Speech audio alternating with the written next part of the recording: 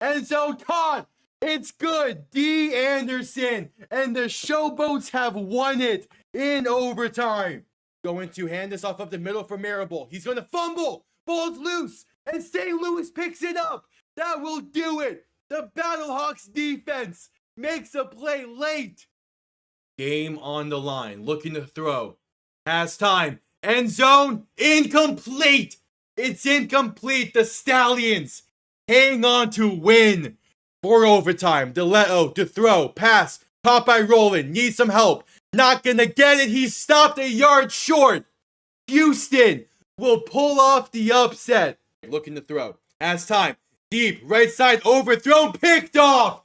It's intercepted by Keenan Isaac. He's gonna need it right there. They hand this off right side for Roland, they convert the 10-5. Chris Roland, I should shut up. Chris Roland touchdown. That's the dagger. Knicks toss left side and there's room. Pass past the 30, past the 40, past the 20, 15, 10, 5. RJ Harvey. There we go. One play. Just need one play out of you.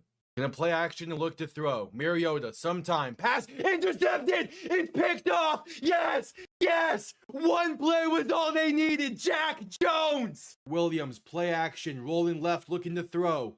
Has time. Pass. End zone intercepted. It's Keyshawn Nixon calling game. Darnold to throw. Has time. Pass. Wide open. Over the middle. The Seattle Seahawks do it. Play action looking to throw. Williams has some time. Pass deep. Over the middle. Has a man. It's DJ Moore. Touchdown Chicago. They win in overtime. Snap good. Hold good. Kick up. And he missed it. Wide right. The Steelers will host Houston on Monday night. Williams in shotgun. Back to his right. 3 receiving options to the left. 4th and 4. Trip to Seattle on the line. Man in motion. Williams looking to throw. Pressure coming. Rolling left. Trying to buy some time. Back near the 40. Pass left side. Williams is caught. Touchdown Chicago. Cole Kmet. Somehow the magic remains. What? May looking to throw in 3rd and 6. Rolling left. Gonna take it himself. And that will do it. A first down carry. It's a gain of 7. And the Patriots have booked their ticket to Santa Clara. Zeros on the clock. The Seattle Seahawks, for the first time since 2014, are your NFC champion. Hello, everybody, and welcome on in. Football season is back. Week 0 of the college season is going on right now. Tomorrow. NFL, final week of the preseason, and I would be kind of stupid if I was not live tonight. Even though Miami is not going to be playing their starters, as was announced before the game, the Falcons are, which means that Tua Tagovailoa is going to be making the start at Hard Rock Stadium tonight. That's pretty much the only reason I am live with this game, is because I feel like I need to get my live reactions to some of his plays, because after watching how he played in preseason week 1, this should be pretty interesting, even though the starters are not playing. I also have no idea how tonight's stream is going to go. There's a very real chance this is unlisted or deleted after the fact, depending on how the internet holds up. Because unlike the previous few seasons of covering the league in this setup, I am not using my old laptop for this, because my complex updated the Wi-Fi over the summer. So I am hoping that it is going to be stable enough for the entirety of this game. And if it is, I can probably finally retire this laptop that's been giving me issues over the past few seasons. Nonetheless, kickoff is moments away from Hard Rock Stadium in Miami Gardens, Florida, in what should be a pretty interesting quarter of play. Who really knows? The big thing is, as it was reported earlier in the week, that not only is Tua still going for the starting job with this game, he is playing for his roster spot, it seems. As not great camps, not great preseason week 1, it's going to be pretty interesting to see what happens after this game. My focus is obviously on Miami and what the backups and the depth pieces all show tonight. But really, if I get a fun clip to post afterwards, then I get a fun clip to post afterwards as well. We shall see. But welcome on in. Kickoff is moments away. Yeah, no starters tonight for Miami. I'm not the biggest fan of it. Would have liked to see the starters get at least another drive or two of work. but they're dealing with a ton of injuries as well, some more minor injuries. We want to make sure that they're healthy for week 1, and thus here we are with Cam Miller getting the start today for Miami as the backups. We're also going to see him, and probably going to see Mark Arnowski as well. So what should be a pretty eventful-ish preseason week 3, we shall see, as kickoff is moments away. Welcome on in. Yeah, there's a few minor position battles going on today, mainly with the defense and the secondary, but my main focus is always going to be on the offense, even though defense is important for this team as well. I'm just more of an offensive-minded guy. Yeah, preseason, and I don't expect a lot to happen tonight, but we shall see. As kickoff is moments away. Yeah, I was watching a bit of the Ravens-Commanders preseason game beforehand. Ravens depth pieces can look good at times. So also Commanders depth pieces are something as well. But welcome on in. Yep, no Jacob Rodriguez tonight. That's kind of like the one rookie I would have liked to see, but oh well. I think Chris Johnson is still playing. I think Caden Proctor is still going tonight, but we will see when everything unfolds. I just know that no Achane, no Willis, no Zeeler, no Jordan Brooks, no of these standard starters. But we shall see. We're at a commercial break as we await the opening kick. And I will say, from what we've seen with some of the new uniforms from teams that announced like new full-time uniforms this past offseason, most of them have looked good actually on the field and seeing them on the field.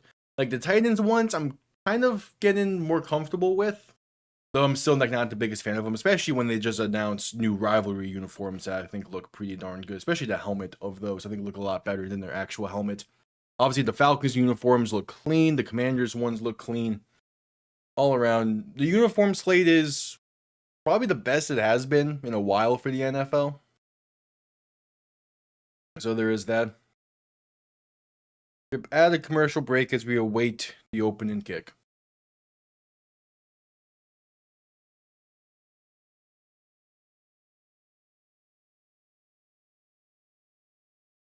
I'm keeping a very strong eye on the connection throughout tonight.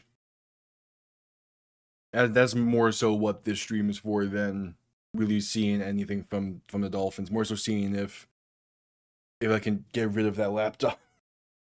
I won't fully get rid of it because it's always good to have a backup plan, but it would just be a lot easier if I didn't have to use it. But yep, welcome on in.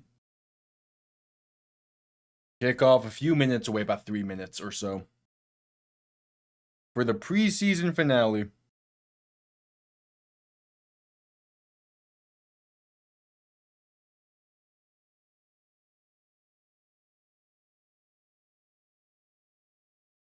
Yeah, there was some good showings last night in the preseason, as well as in the college football world. Again, I've been keeping up with stuff slowly the past week to get him back up to the setup and everything. It's been something.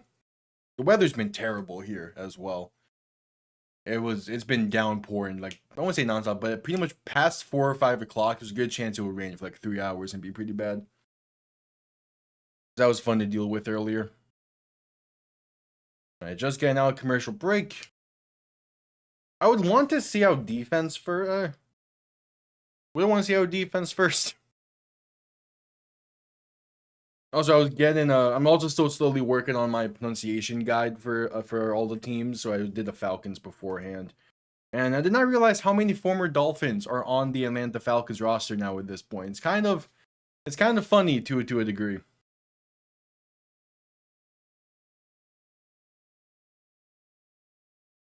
Yep, broadcast showing highlights from last week, if you can even find any. There's not a ton for you to get. They're finding them though. Oh yeah, also entering this week, Miami did. I think yesterday Miami made a trade. Tutu Atwell no longer on the team to trade him to Los Angeles for Walquez Hunter. I don't think we'll be seeing him much tonight. Probably in the second half we'll see him. But that's due to, in part, because neither Jalen Wright or Ollie Gordon have really shined as a running back too. But also Ollie Gordon did get hurt last week against the Giants in the preseason, so there is that side of things. I said there is a Halfley interview on the sideline.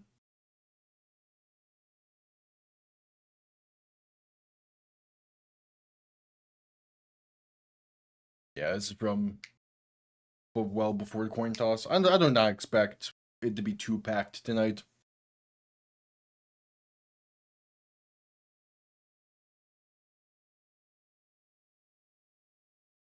But nonetheless, it should be interesting. Again, part of me wants to see the defense first. Mainly just because get the Tua drives out the way and then go from there. Actually, I'm kidding. Do we have reports about how it sounded when the Falcons took the field?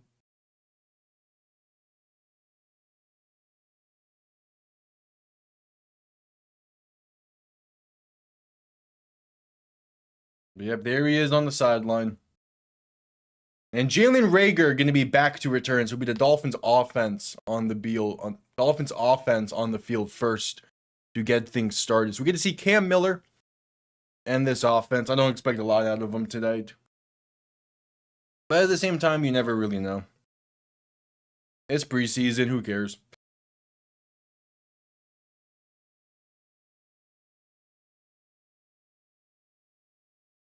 All right, Reagor back to return.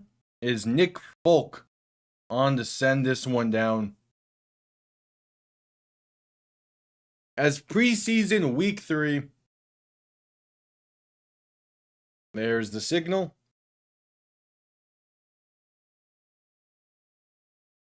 And here comes Nick Folk.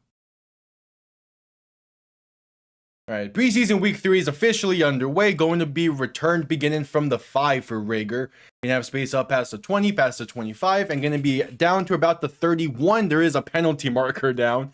Miami special teams have had quite a few of these throughout the preseason so far.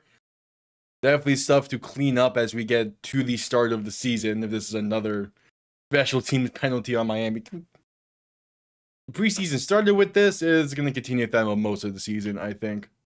Just because of how poor depth pieces are. It's a legal formation against the Dolphins. That is a great start to things. All right, we're going to push them back. I think that's just 5. Yep, out comes Cam Miller. As the starters are not going tonight, but we do have the preseason debut of Chris Bell.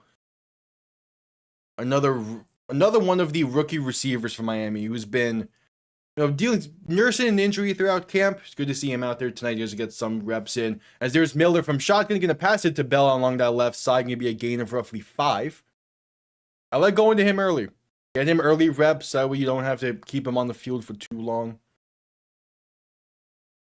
I'm excited for the young receiver core. I don't expect him to play too well throughout the season because they're all rookies. But if you can get splashes from them throughout the year, especially, Caleb Douglas and Chris Bell, who are both third-round picks, that's kind of what you want to see. Miller under center, back behind him. 2 receiving options to each side. Gonna hand this off going right, and that's gonna be a loss of roughly 3 or 4. No room to go there. And that's... Looking at the pro. And that... Yeah, switch Excel sheets, please. There we go. And that is Carlos Washington Jr. on the carry. His first of the night. And it'll be a 3rd and 8. An early 3rd and long for this Dolphins team. I feel like we'll be saying that a lot this season. Is these 3rd and longs. It does not seem like Proctor is on the field. That is a choice. Miller from shotgun back to his right. Going to look to throw on 3rd and 8. Pressure coming, rolling right. Will take it himself. Has some space. Going to pick up the first and the gain of 9 on the scramble. All right. Cam Miller using his legs a bit more as already in this one compared to what we saw in week 1 for him. But there is a hold-in penalty going to be pushing things back. Because, of course, there is. 3rd and 18 coming up. Who do they call that on? 68? Call that on Josh Preeb? All right. 3rd and 18. Hey, another test for Cam Miller. What you got? In shotgun, back to his right. 3 receiving options to the left. Ball now on their own 18-yard line. Miller going to look to throw. Pressure coming quick, rolling right, and just going to throw this one away, incomplete. It's a 3 and out to begin preseason week 3 for the Dolphins. It's going to be a long night, isn't it? Yeah, it's fine. Good way to make sure things are working properly is to have a longer game. Yeah, not a great start to things. Throughout comes Bradley Pinion. And I mentioned during the video after the Giants preseason game that Pinion won the punter battle. His competition in that punter battle, Jake Bailey's on the other sideline tonight. As Pinion's punt comes off clean, going to be returned beginning from the 21, face out past the 30, 35, and going to be brought down right around the 39. Maybe to give him the 40 if they're generous with the spot, but not much else room to work there. For Zachariah Branch on the return. Actually excited for what Zachariah Branch can be for the Falcons. Obviously, depending on quarterback play, as out comes Tua Tagovailoa. And what should be hopefully something to make the opening parts of this game interesting. I already know if things go south for this Dolphins defense here, it's gonna be funny online. Tua in shotgun, back to his left. 3 receiving options to the left as well. They're going to give the Falcons the 40-yard line. Man in motion, left to right. Tua looking to throw. Quick pass right side can be caught by an open receiver down to about midfield. It is Jahad Dotson on the grab. And it'll be a first down pickup on the opening play for this Falcons offense. That's a... Oh, on social media tonight, it's going to be funny. No matter how this goes now.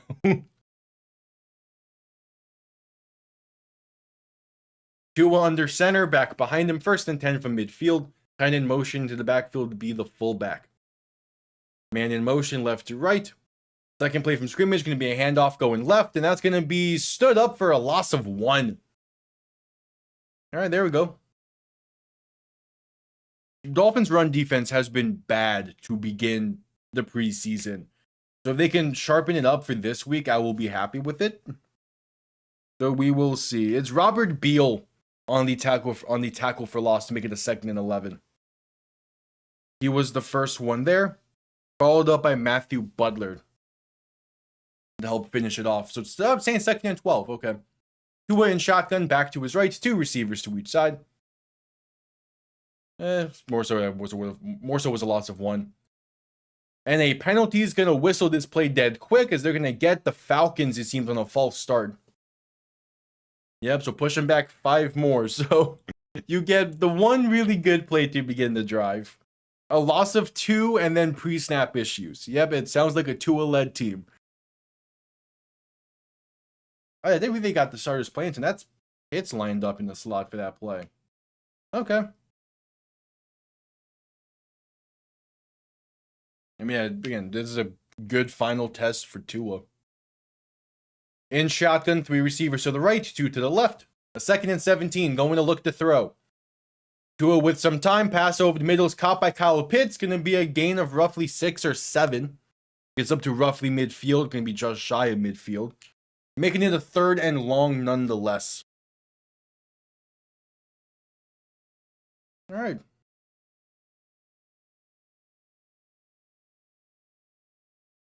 I would like to see Halfley run a blitz disguise here or something, just to get some pressure in. His defense has been struggling to do that at home in the preseason so far. Tua in shotgun, back to his left, 3 receivers to the right. Halfley stacking the box with his defensive call. Tua going to look to throw. Halfley sends pressure. Dump off quick for Kyle Pitts. Right side. Gets some good blockers and a tight end screen. Has space on the sideline. Past the 20 to 15. Out of bounds around the 11. Yeah, Kyle Pitts would do that. Kyle Pitts will do that to you. But again, it's dink and dunk. Good blocking on that outside, though, as well. Yeah, 2 really good blocks from their receivers. And then was that Ethan Bonner on the tackle by the end of the play? Again, it's 2 great blocks think it's Zane Anderson who just misses. No, it was Marco Wilson who just misses him. And then Ethan Bonner cleans it up, and not before getting deep inside the red zone. They're going to say he's at the 13. Tua under center, back behind him, going to hand this off up the middle. And that space inside the 10 and down to roughly the 6. Yeah, not surprised. The run defense is going to be bad. Brian Robinson Jr. on the carry. Tyrell Dodson is playing tonight. So it's a starter on the defense out there. So I guess if he's playing and Jacob Rodriguez isn't. Rodriguez might be nursing an injury, I think. Handoff up the middle once again for Robinson. Inside the 5 and down to about the 3 before being stood up. So might be enough for the first. It's going to be close. It was a 2nd and 3.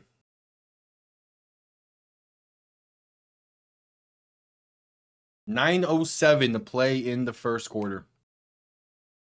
They're going to get a measurement, it seems, potentially.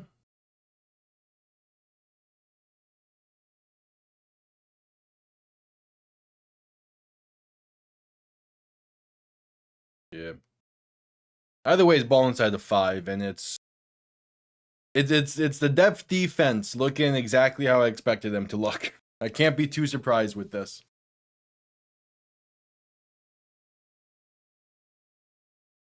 Yeah, getting a virtual measurement and going to be enough for the first. Yeah, good half of football at the first down marker. Yeah, that's clean.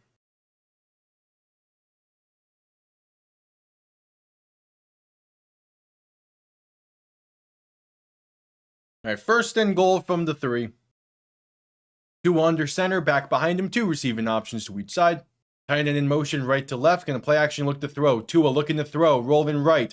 Buying some time, just going to throw this one away, incomplete. All right, good coverage on the back end that time. Willie Gay Jr., one of the linebackers there in coverage.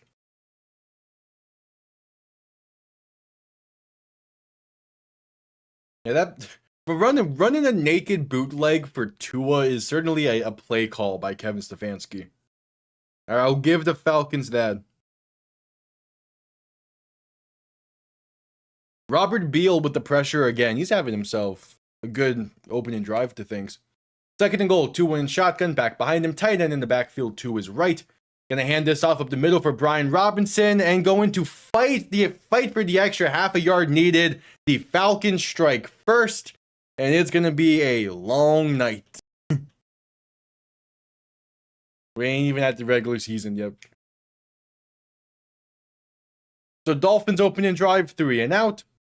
Falcons opening drive goes 60 yards for the score. A lot of that was a tight end screen to Kyle Pitts. But the Falcons, I mean, they looked okay, about how I expected them to look. Going against our 2s and 3s. Can't be too surprised for a preseason game. Can't have too high of expectations. Nick Folk on for the extra point. It is up, and it's right down the middle. All right, so that's how things start. 8:43 to play in the first, and we're going to head to a commercial break. I'm curious how much more the Falcons are going to give their starters in this game. Because an opening drive touchdown is a good way to start something.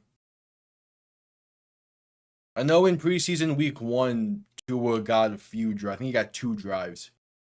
I'm curious if they're going to give him 2 or 3 drives tonight as well. We'll see. Yeah, that is a way to start things. We're at commercial break.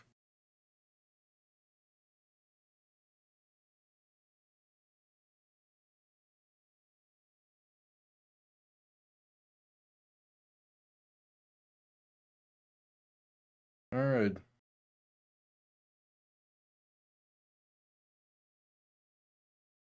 I want to see a bit. I mean, Chris Bell got 1 target. It was caught for a gain of 5, but it was a very simple pitch and catch. I want to see him do a bit more. We'll see.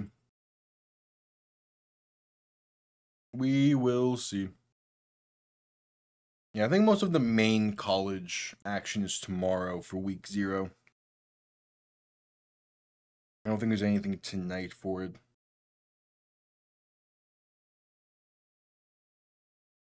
Yeah, most of that stuff's tomorrow.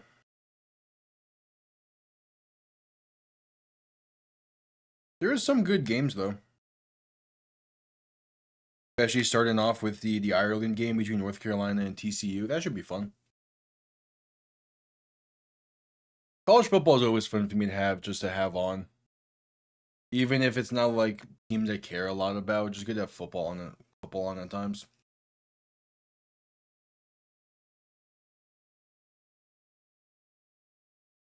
All right, we have ad commercial break after the Falcons went 60 yards on the opening drive. I wouldn't really say Tua did a lot on that drive. The key thing was he didn't look like he made smart decisions. He didn't look skirmish. He wasn't dancing around in the pocket and being scared in the pocket like we've seen other times during the preseason so far. So there's that. All right, just getting back from commercial break.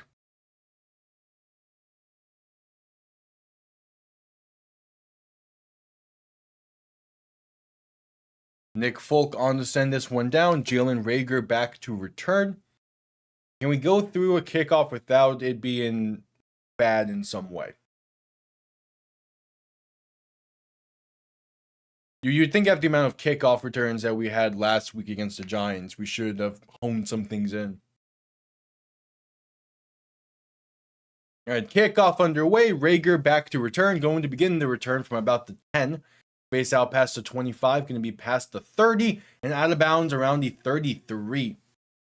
The Dolphins will start from there. Out comes Cam Miller, who I expect will get the first half of action. It was an 8-play, 60-yard drive for the Falcons. Sounds about right. Again, I'm curious how much go they give for Tua tonight. Either way, like Jack Strand has looked really good in the preseason, so I would not be opposed to watching him play a lot tonight either.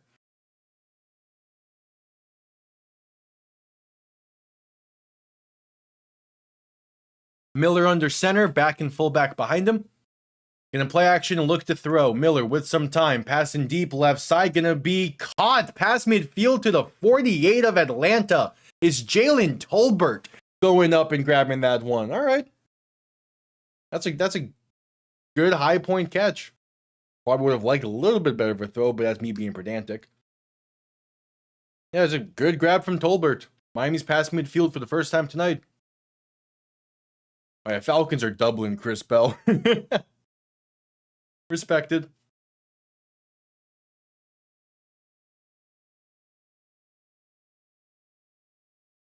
Miller under center, back behind him, going to look to throw once again. Pressure coming, Miller trying to escape and going to be sacked. Back at Miami's own 49-yard line, a loss of 2 or 3. And we're back to reality. Cameron Thomas on the sack there for Atlanta.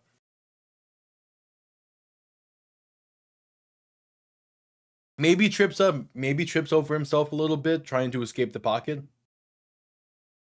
Either way. Yeah. Miller in shotgun back to his left. Tight end in motion, left to right. 3 receiving options to the right now. Ball just shy of midfield. Miller going to look to throw once again. Pressure coming, and it's step up and taking himself and slide down for only a gain of 3. So it's a 3rd and 10. Nowhere near field goal range. Let's see what you got. I mean, Jalen Tolbert can give you those kind of catches. How consistent can he give you one? That's more so the question. But he did that with Dallas a few times as well. And I just like the idea of a youth movement. And you have Douglas, Bell, and Coleman be your main 3 receivers entering the year. Miller in shotgun, back to his left. 3 receiving options to the right, going to look to throw. Pass over the middle is caught for the first down and more down to the Falcons' 31-yard line. It's the rookie from Louisville, Chris Bell, on the grab. 2 targets, 2 catches. And I'm loving what I'm seeing from him so far. That's a good throw from Cam Miller as well, putting on the chest of an open receiver. That's like the basics you want from Miller. Honestly, if Bell gets like 1 or 2 more catches on this drive, I think I'm good having his day be done and making sure he's healthy for the season start. Miller under center, back behind him, 3 receiving options to the left. Going to hand this off up the middle. And it's going to be a gain of roughly 3 or 4 there for Carlos Washington Jr. Yeah, I expect him to be the back for the entire of the game tonight. Because he's kind of playing for a roster spot with the trade Miami made yesterday. Get in, walk. This is where I'm happy I made this. Warquez Hunter. There we go. Oh, really? Damn. Kind of shocked it. Okay. Miller under center, going to play action, look to throw. Rolling right, trying to buy some time. A dump off right side is going to be incomplete. Not a great throw, just looking for something there. Jalen Reagor, the intended target. 5:11 to play in the first.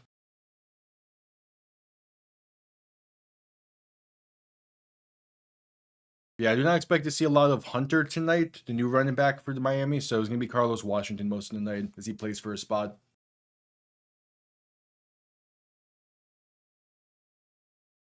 3rd and 7. Miami looking to respond after the touchdown drive for Atlanta. Miller in shotgun, back to his left. 2 receivers to each side. Ball inside the 30 at roughly the 28. Miller looking to throw. Pass over the middle, going to be incomplete. Going over the middle for Chris Bell, and he gets hit, and he's a little slow to get up. All right. Just got the wind knocked out of him, and seems good, thankfully. He fits it in there nicely. It's not a bad throw. It's into a very tight window, though. That's the thing. And Bell just gets hit. Yeah, just gets hit and the ball knocks loose. So out comes Riley Patterson. Trying to put Miami on the board a lot sooner than they were on the board last week. Going to be a 46-yard kick from the left hash. It is up, and it's right down the middle.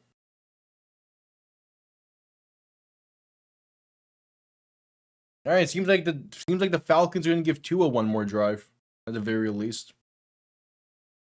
And we head to a commercial break with 5:03 to play in the first. That was not a bad drive. I like what I'm seeing from Chris Bell. Obviously would have liked for someone of his stature to hang on to that pass on 3rd down.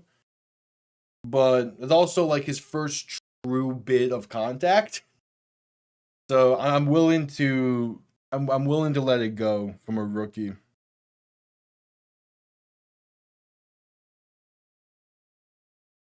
As we're at commercial break.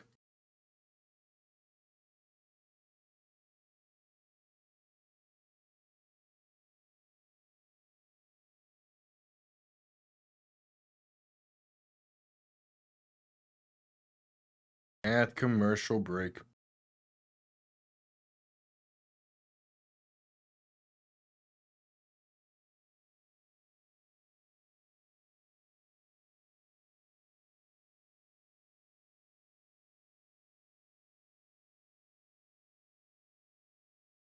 Not bad. Again, would have liked to see that drive go a little bit more, but for it not being the starting offensive line, no Chan, not being Willis, I liked what I saw. Again, main thing for the offense is what Chris Bell can do throughout the game or during his time on the field.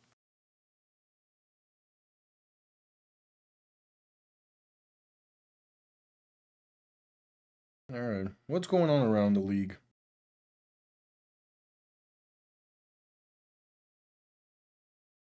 Ravens are up 24-0. Oh, not even halftime yet of that game. Cool. Yeah, Washington's depth pieces are something. Panthers Texans just started not long ago, so that game nothing. 2 games are about to start.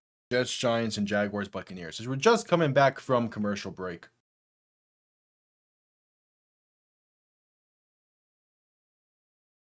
Someone in the Rams jersey at the game? Hell yeah.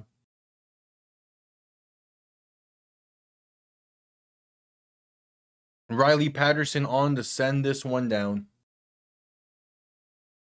We get to see this defense once more. Yep, we're back.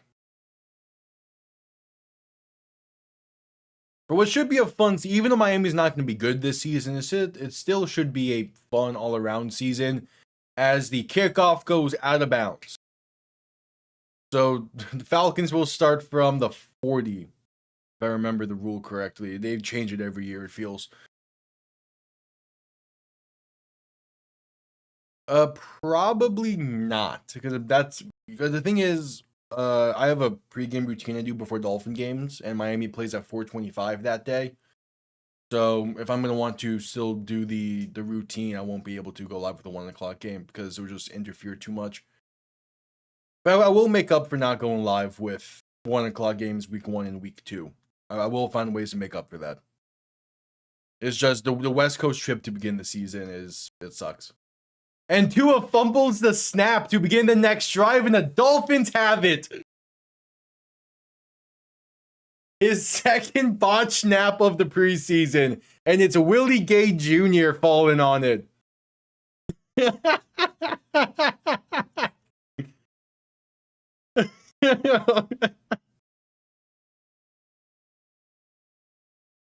Man, he really can't play under center, can he? Yeah, no, that's like 5 Dolphins closest to the football after the botch under center exchange.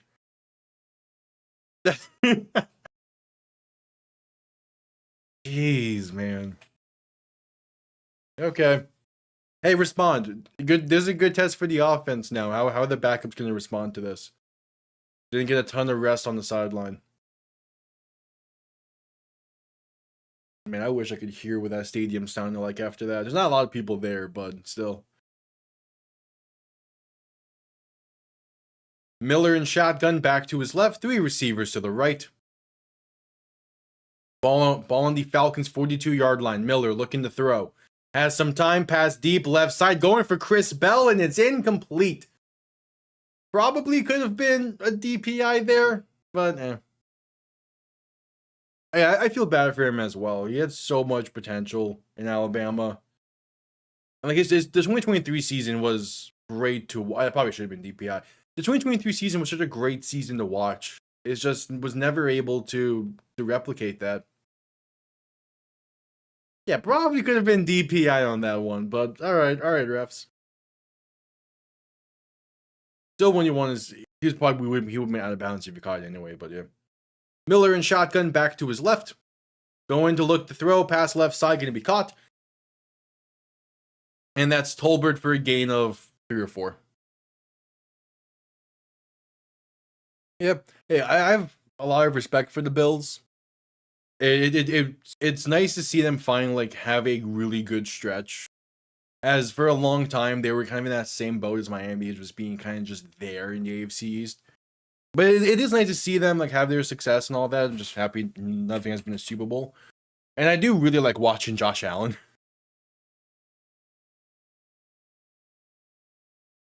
And before this 3rd and 6 play, Miami will call its first timeout. But yeah. Don't love pre-snap timeouts already. That's kind of been avoided the past few weeks. 4:14 to play in the first, and we head to a commercial break. Yeah. I would say that if Josh Allen was on any other team, he would be my favorite player. He would be my favorite active player. He's so fun to watch. He was also nice when I met him during the Super Bowl experience back in 2019. Or 2020, technically. He's great. I just wish he wasn't on Buffalo so I can properly root for him. Yeah, it was a brief because he did he did an event that was there. So I was briefly able to say hi and all that. So it was a nice experience. Briefly meet them. It was that the entire Super Bowl experience was great when they did it. I'm not sure if they still do. But yeah, that was a great experience.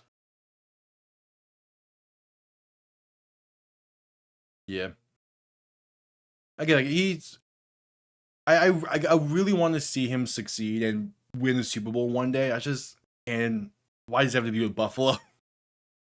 I will also say from the shots I've seen through preseason and through like social medias about the new stadium, the outside and everything looks nice and like the concessions seem fantastic. On TV, I kind of miss the vibes of the old stadium. Obviously, we'll see when the regular season hits, and then when you have a full stadium there properly, how it will be. But I kind of miss the vibes of the old Highmark. But we'll see. As we're still at commercial break, waiting this 3rd and 6.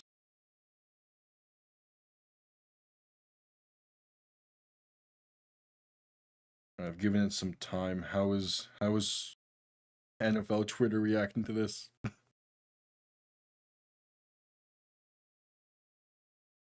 All right, just getting back from commercial break.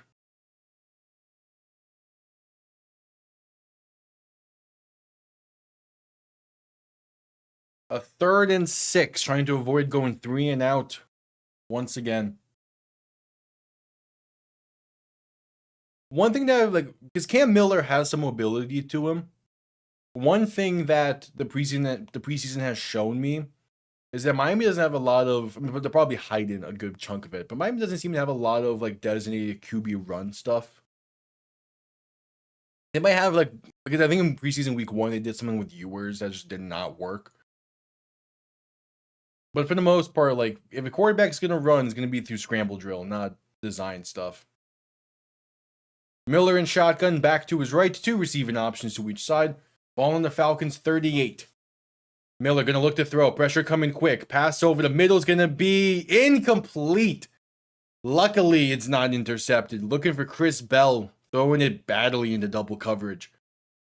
And yeah, backup quarterback is still very much an issue for Miami. I'm kind of shocked they haven't gone out and bring an outside presence into it. Yeah, he threw that probably half a yard out of reach. So out comes Riley Patterson to make it a 1-point game. He hit a career long last season with the Dolphins for 54. This is from 56. Not a good snap, and the kick is blocked. Okay. And yep, special teams going to be an issue, it seems. Oh yeah, that stuff. That's been so funny to see. Because people have also been, because I don't really use Instagram, and that's where a lot of he posted his videos.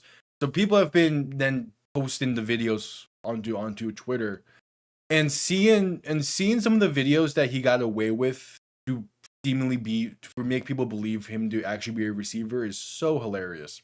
There's a video of him signing a contract, and it is the most non-contract signing environment he could be in. I'd see a. But that whole thing's funny. And what's that whole thing is also a perfect example of why we're heading down a weird time. Because if you search his name and you go into Google and ask if he is a legitimate receiver, Google's AI response says he is, citing his own videos. Which is why that for football related stuff, I don't really use Google all too much, especially player related stuff. I just go instantly to Pro Football Reference and go from there. But the fact that he was able to get away with it for seemingly as long as he was and get 1.3 million is hilarious. It sucks for the people that got caught, but I mean, come on.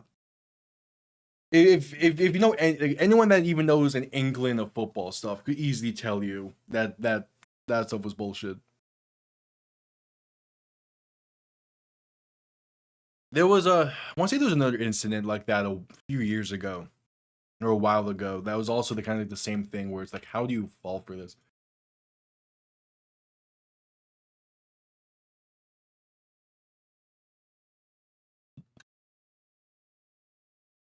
I didn't quite see what number it was of the player that blocked it. It was 90 something.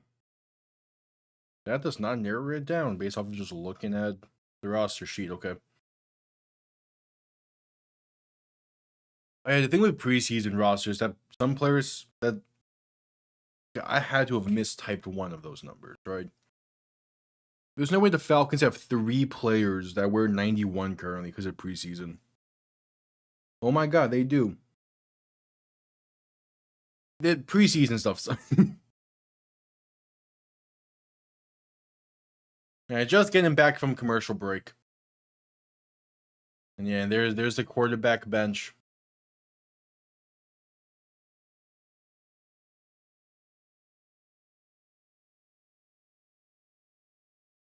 Is it 14? If Ewers in 14, Miller in 15, Gronowski in 16, and then there's just Willis wearing number 2.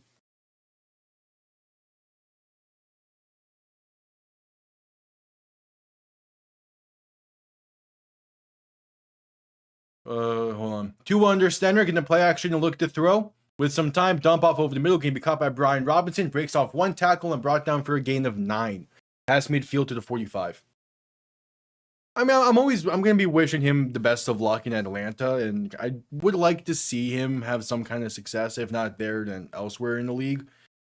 But, I mean, at the same time, like if I was at the game tonight, I wouldn't be actively cheering him on from the stands. One of those things where it's like, tangentially, I like to see him succeed, but he also dug his own grave in Miami through some of his actions. Tua looking to throw in 2nd and 1. Pass over the middle can be caught by Kyle Pitts. Breaks off 1 tackler and has room. Inside the 30 and out of bounds around the 28.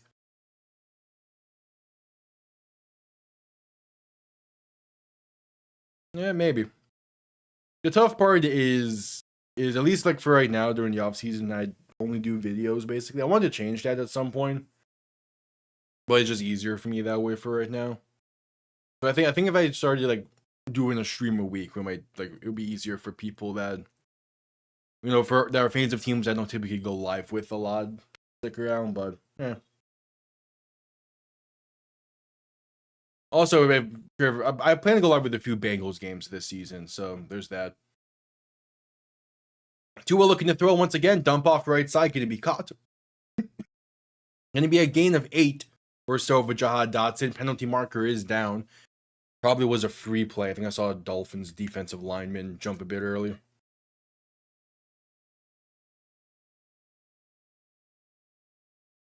Yep, it's offsides. Okay. It will be declined. All good.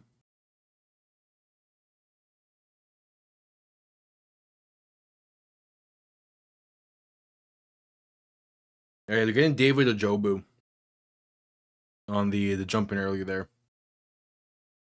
One of the veteran edge rushers that are trying to make an impact on the team this year. One of like 40+ players has signed a 1-year deal with the Dolphins in the offseason. It's crazy how many players on this team are most likely not going to be here next year. Just because there's only 1-year deals they signed. Tua looking to throw in 2nd and 2, and the play will be whistled dead before the snap. Another pre-snap issue. Yep, it's false start against the Falcons. I have really liked being able to watch Dolphins football and there not be a lot of false starts anymore.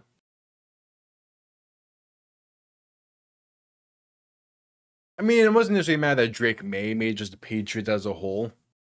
And then, like, again, they got their asses kicked in the Super Bowl, so I don't care. If they would have won the Super Bowl, I probably would have a bit more of a heavy bias against them, but they lost it, so it's fine. Tua looking to throw in 2nd and 7. Pass left side, caught by a wide open Jahad Dotson. Going to be enough for the first, a gain of 8. Yeah, I'm curious how the Patriots are going to look this season. We'll see them first game of the year on Wednesday night against Seattle, which should be a fantastic game one way or another. But I'm curious about how they're going to look this season because of the insane turnaround that they had from May's rookie season to his 2nd year. It's very tough to keep that level up. So we'll see with them. Handoff up the middle, going to be a gain of about 4. Is it a ball loose again?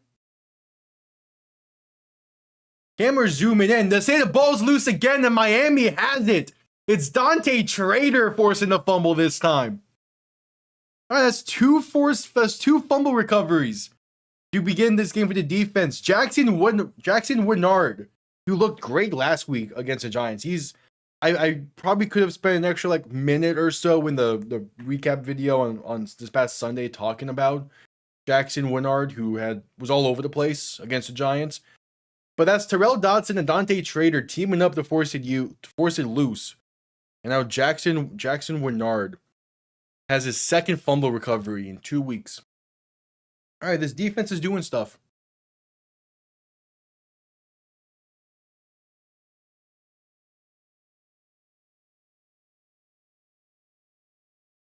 All right, so Dolphins ball on their own 13.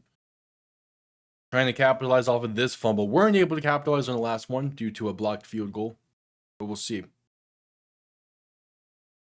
Miller under center, back behind him, 2 receiving options to each side, going to look to throw. With some time, passing one deep down the right side, and it's going to be slightly underthrown and incomplete. Looking for Jalen Reagor, who had a step. And Miller couldn't put it out there enough. That's a tough miss.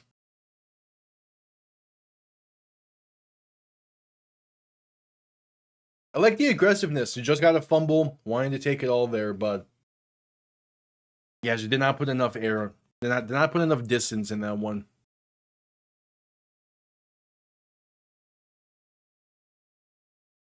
All right, Miller in shotgun, back behind him, 2 receiving options to each side.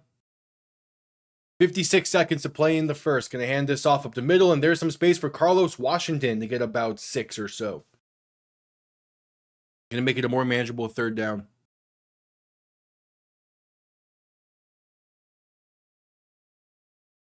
Yeah, it's good blocking up front. Would have liked to see that receiver. I think that's Terrence Marshall. Find someone to block there, but hey, you're able to get 6 off of it.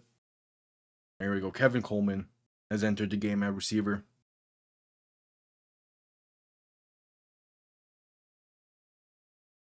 Miller in shotgun, back to his left, 2 receiving options to each side. Ball on their own 19. Looking to throw once again, going to have some time. Stepping up, going to look to take it himself and going to fight his way for only a gain of 3. Just shy of the first. Miami goes 3 and out once again. He hesitated to take it. He hesitated there. That'll be the end of the first quarter as well.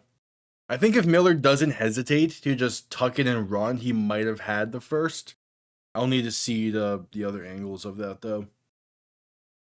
Because like trust your leg. If you're a mobile quarterback, you have that mobility to you trusted sometimes. Again, wanted to make the throw, but you have a lane, take it. Because if you hesitate for even a second or half a second, that lane's not going to be there. But we're at commercial break for the end of the first.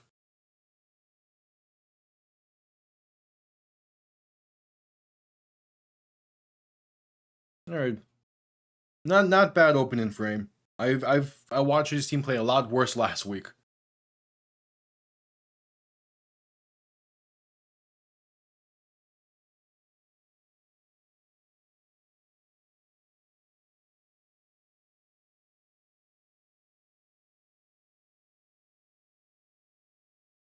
All right.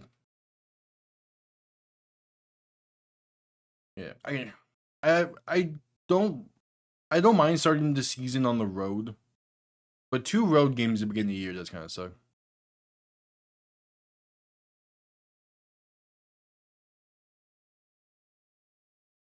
Oh, is he still doing that this year? That's funny.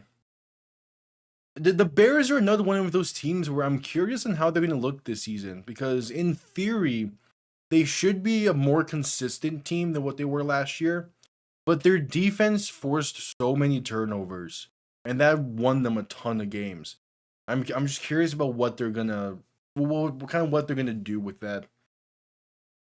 Because in theory, you would want, if the defense doesn't force as many turnovers, you would want the offense to play a bit better. Which the offense should be better this year than what they were last year, which could be a scary thing for some teams. But like, I don't know about that defense, especially with some of the injuries they've faced with already in preseason.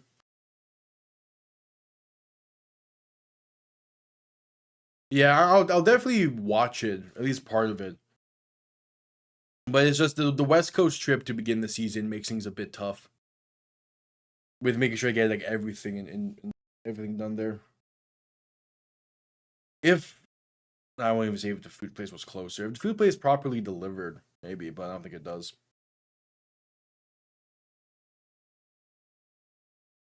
Yeah, they're showing that blocked field goal again, which yeah, it was tough. Yes, because my week 3 is Miami's home opener, so I'll be live with that 1-1. They play Kansas City, so it might be an ugly game, but at least it's no 1 o'clock game. Pinning on to send this one down as we're just back from commercial break. Going to be returned beginning from the 25. Trying to find space down the left side. Going to be up to the 29 before being brought down. Really good tackle there, but I believe... No, it's not. I should get rid of this one as well because he's no longer here. I knew I was forgetting someone earlier.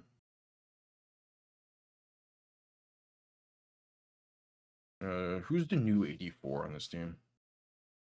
Oh, no one. Nice. Please go on ESPN.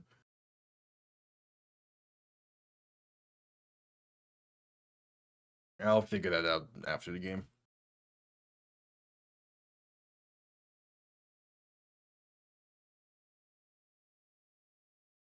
Oh no, I'll be live with all the 4 o'clock game, with all the primetime games as well and all that.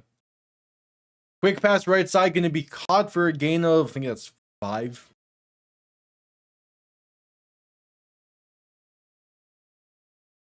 I'll be live for as many primetime games as I can.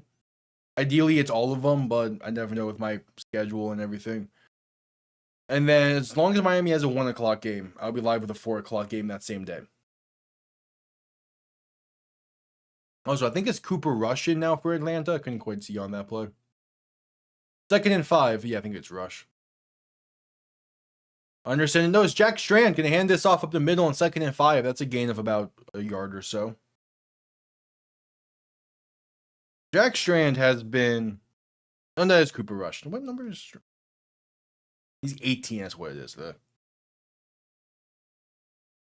So I assume then, based off that, Strand's going to get the entire second half. You give Tua a quarter, you give Rush a quarter, you give Strand a half. I think that's... I really should have done either a short or a video on that. I just didn't really have time earlier in the week. But I can't believe the Browns have made pretty much every single wrong choice at quarterback since 1999. It's crazy. Handoff up the middle on 3rd and 3. Not going to be enough for the first. Only gets about a yard. Yeah, I think the Browns are ruining their future by making Deshaun the starter. It does not make sense to me.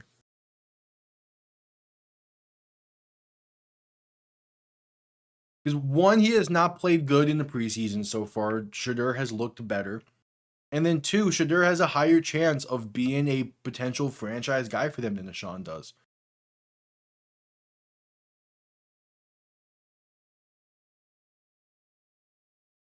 I don't really care about the amount of wins this season. I more so care about how many close games they play in this year. As the Falcons punt this one away, I realized I didn't change. Okay, going to be into the end zone, it seems, for a touchback, I think.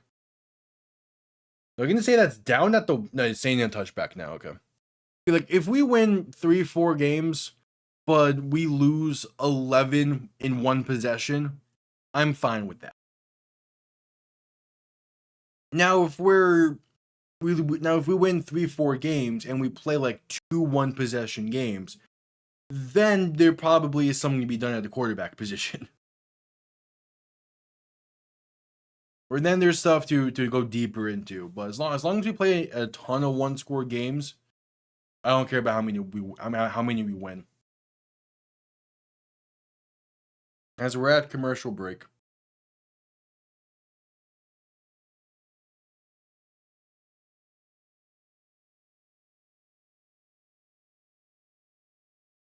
Yeah, the main thing is that it's just good to have a season of Dolphins football where I'm not expecting this team to be competitive.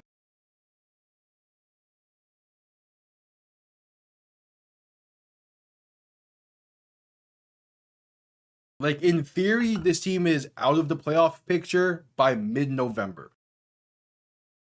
And I'm cool with that.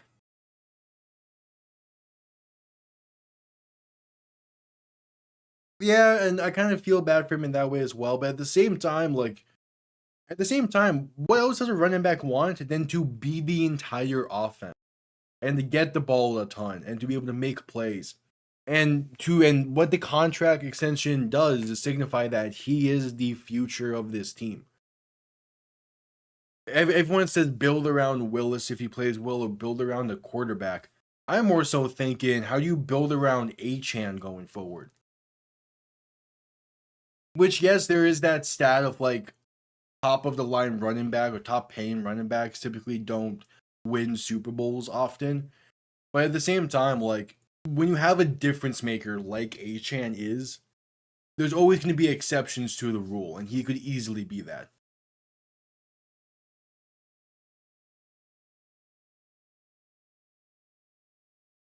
So like I'm more than happy that that extension got done. Same with the Aaron Brewer extension and the Jordan Brooks extension. Now, I don't really think Jordan Brooks survives to the end of that extension, sadly, just because of age-wise, but that's a discussion that will come when we get years into the future. I'm not gonna have that discussion just yet.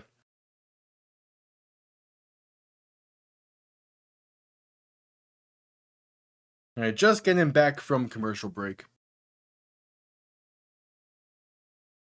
Miller under center, back and fullback behind him. Tight end in motion, right to left, ball on the 20.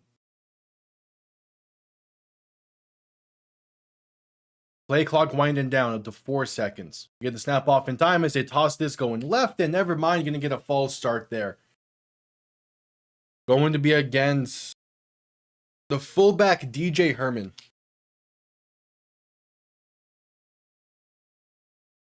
I mean, at the same time, if Miami starts 5-2, I'm cool with it.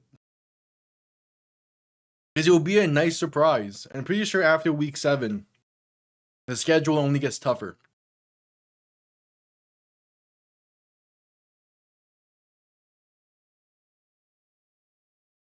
So if they start 5-2, but then lose the next 10 games, and yeah. Miller in shotgun back to his left, gonna hand this off up the gonna keep it himself left side. Alright, it's a gain of about 4. Hey, read option. Finally a kind of designed QB keeper. I'm cool with it. Because to start the season, the Raiders to begin the season is a very interesting game, depending on what's going on with Ashton Genty.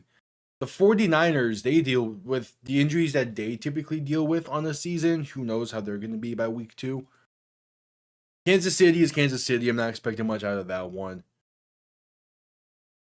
What's the others? I know they have a week 6 bye week. Minnesota, who knows with them, the Bengals by that point, and then the Jets, yeah. Toss right side of 2nd and 12 for Carlos Washington, going to get past the 20 and down to about the 22. 3rd and 8 coming up.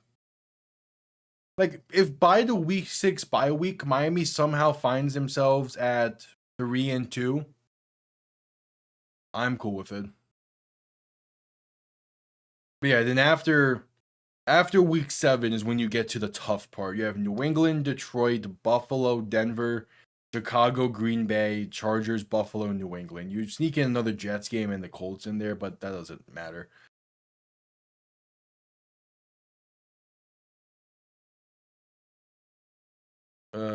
Miller and shotgun going to look to throw. 3rd and 8, trying to buy some time, rolling left. Still trying to buy some time. Spinning, still looking, and that ball is loose, but it's out of bounds. That mess. I forget what I have for Philly. Hold on.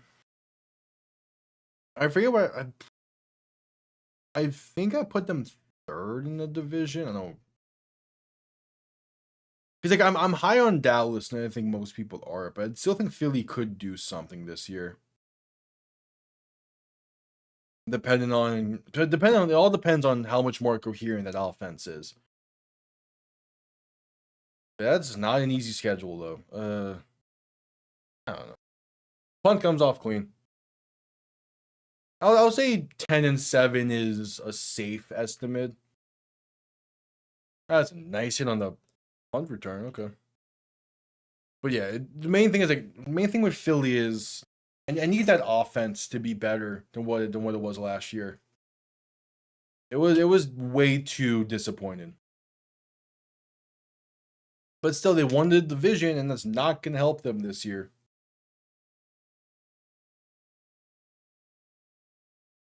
As we're at commercial break, about 10-16 to play in the first half.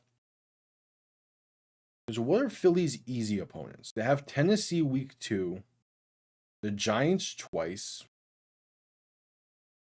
maybe the Colts, maybe the Steelers, but besides that, I mean, it's not an easy schedule for Philly. Geez, it's like even because Washington week 1 and then Washington week 8, getting them earlier on in the season is kind of going to benefit Washington a bit. Obviously, they still could be dealing with stuff by then. Who knows?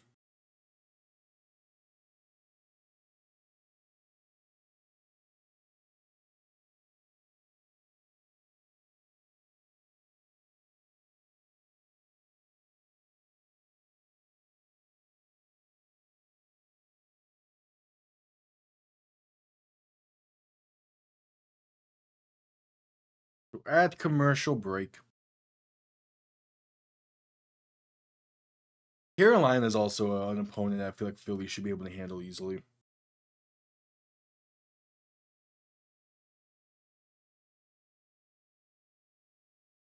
Yeah, it's a scheduler. Week 10 bye feels perfect for them.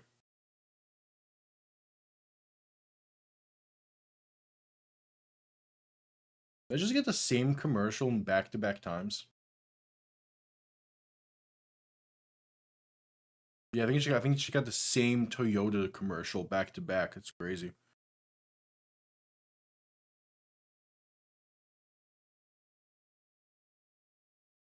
And they're the highlight in Chris Bell as we're just getting back from a commercial break.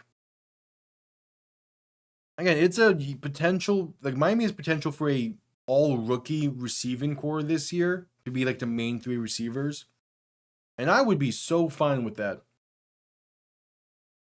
Because each of those rookie receivers have shown more to me in the preseason than any of the veterans they've signed.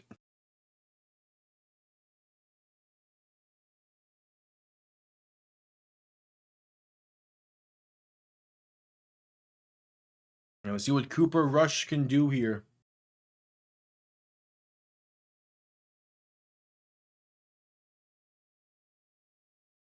Under center, back behind him, going to play action and look to throw. Stepping up, trying to buy some time. Dump off over the middle, going to be caught past midfield and down to about the 44, 43 of Miami. Maybe fights for an extra yard or 2. As that was Jack Velling on the reception.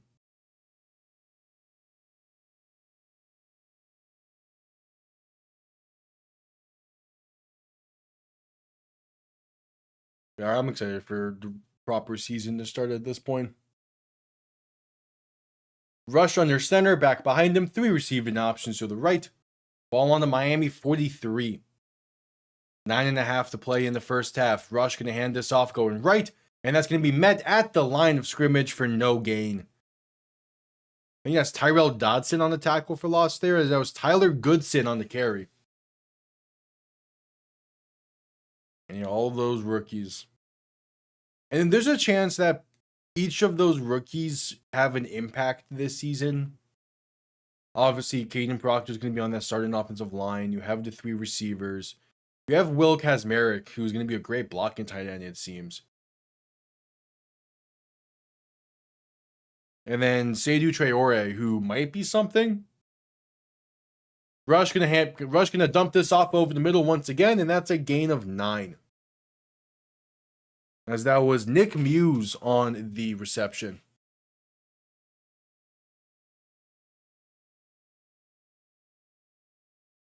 Yep, and welcome on back. Yeah, they didn't even show the defensive rookies. I just realized because Chris Johnson and Jacob Rodriguez are also going to be instant impact guys. 3rd and roughly 2.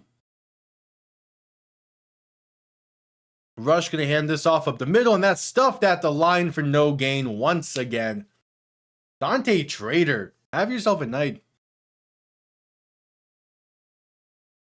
Yeah. And I expect the Chiefs to be a lot better this season. I mean, for the AFC West, I went a bit out there with my predictions for it.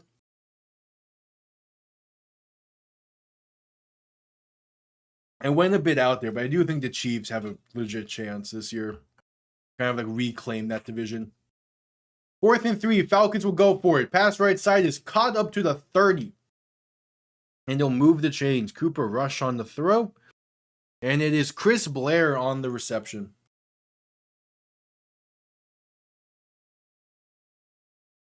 And I still don't know how to feel about the Chargers, even with the preseason and how Herbert looked last night. Also, which kind of didn't really help with the fumbled handoff, but the touchdown throw was really good. And I just don't know how to feel about the Chargers. Also, with already a center injury and other O-linemen being banged up, it's Rush looking to throw in 1st and 10, going to dump this off right side, and that's going to be maybe half a yard, but not much room to work there. As that was Nathan Carter on the reception. And they're going to say 2nd and 10. I'm cool with that.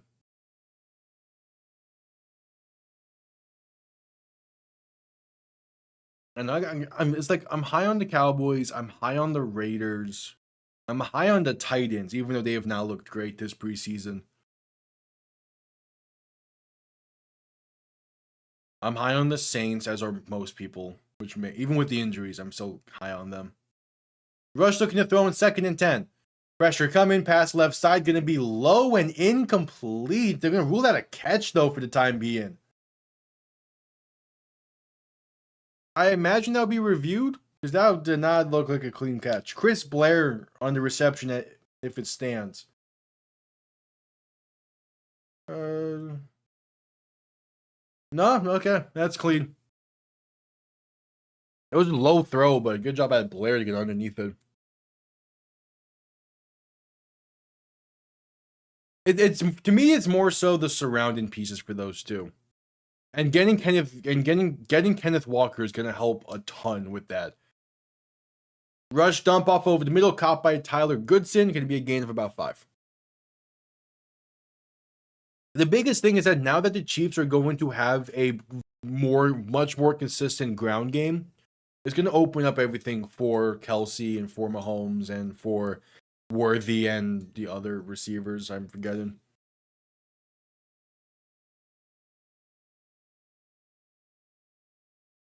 Five minutes to play in the first half. Ball on the Dolphins 15.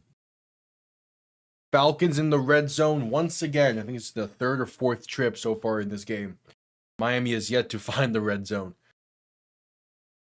Russian shotgun back to his left. 3 receivers to the right, going to look to throw, and the play is whistled dead. Penalty marker is out. Might be a false start on the Falcons. Nope, it's going to be the Falcons calling their first timeout.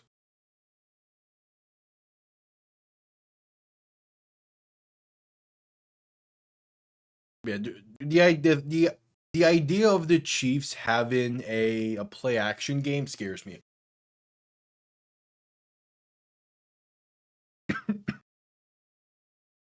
And as a fan of someone who has to play the Chiefs this season, I already know that game's going to look like Kenneth Walker running all over the place, and then play action passes from Mahomes to whoever.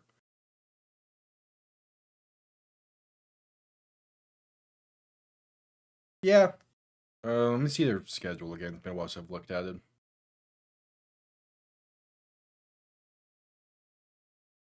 Oh, we're starting off with Denver. That's going to be a fun one.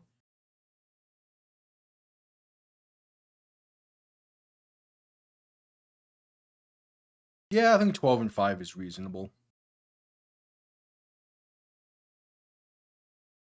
being able to play the Dolphins, Jets, and Cardinals all in the same season is going to be, it's going to help dramatically. Because that's 3 easy wins you can check off right now. Raiders as well, you could probably check off those.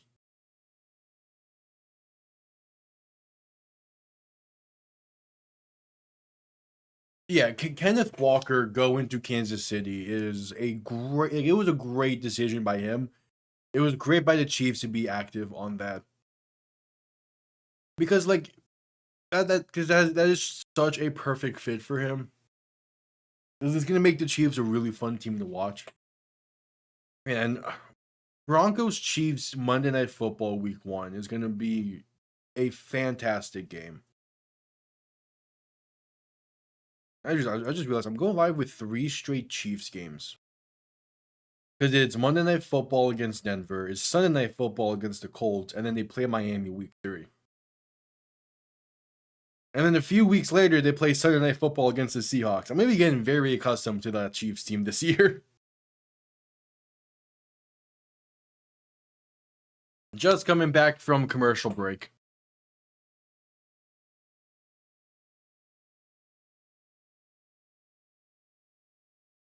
And yeah, there's TD doing his best to hype up whatever kind of crowd there is tonight.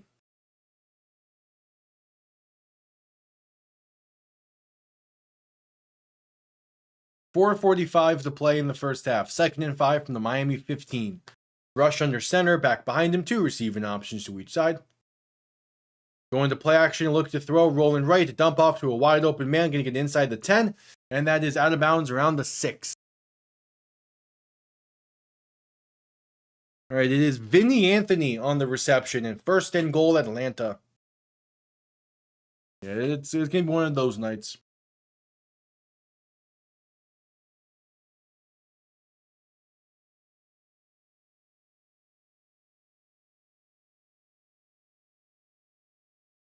Rush under center, back behind him, 2 receiving options to throw. 2 receiving options to each side.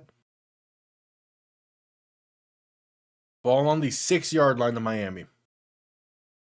Rush handoff up the middle, going to get inside the 5 and down to about the 3 or 4-yard line.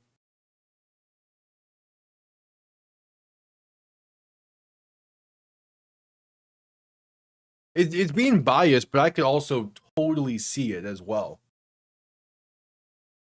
Honestly, it would more so depend on kind of the jump that Worthy takes this year.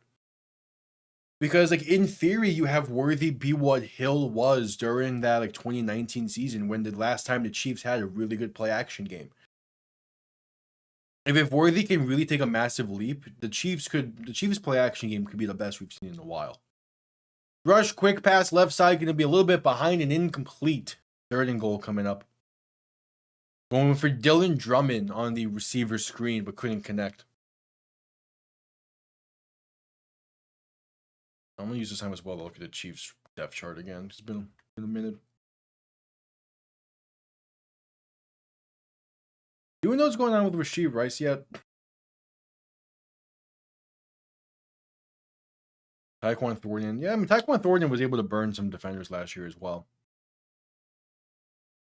Russian shotgun back to his right. Going to look to throw. Pass over the middle is caught. In the front of the end zone. The Falcons score once again. It's too easy. Yeah. Is Jack Velling on the reception. Yeah, that's too easy. How Ethan Bonner in coverage, allowing way too much separation there.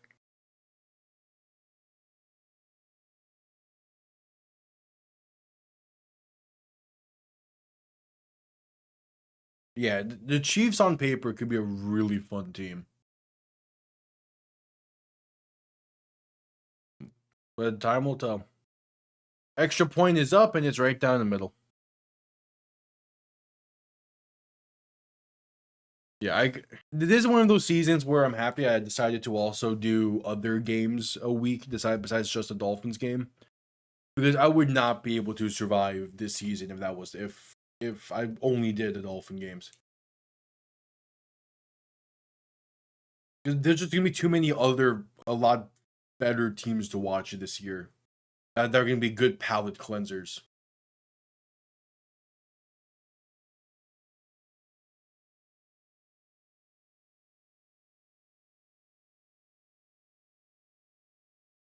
This should be the week. I think during the third quarter is when they typically have Stephen Ross in the booth. If that's still the case, if they still have Stephen Ross in the booth during like the third quarter, I probably will put on my headphones and listen to him talk. Yeah, they very well could be preparing for round two. I mean, even the Patriots dynasties, the Patriots stuff had a break in between. Though it was a decade-long break almost. It was still a break.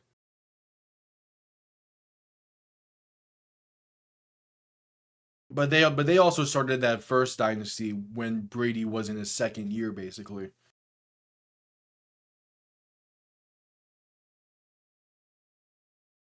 Which, I mean, the Chiefs started their first dynasty when Mahomes in the second year. So yeah, it could be comparison there.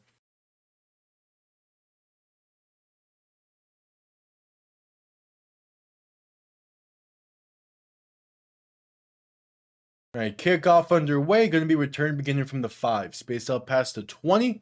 Up past the 30. Has some space past the 40, 45, and past midfield to the 49 of Atlanta. Really good return for Jalen Reagor. Can Miami capitalize off of it? If you have someone with, I want to say someone with true speed, but I mean, if it wasn't Reagor back there and it was, yeah, like an A-Chan or someone with like breakaway speed, even an inside cut against Nick Folk, you might be able to take that one. Or you can beat Folk to the sideline.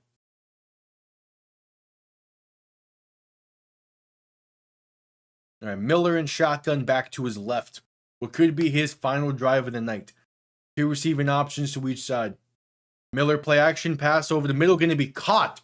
A first down pickup inside the 35 to about the 33, it seems, for Terrence Marshall. Yeah, dude. I still remember that the Vikings front office clip when Reagor was selected, and it's great. And like, to be fair, Jalen Reagor has been an okay receiver in the league. Like, there's a reason he's still getting jobs and contracts, but he's not Justin Jefferson. Miller and shotgun back behind him, going to toss this left side for Carlos Washington, and that's going to be a gain of about 3. All right.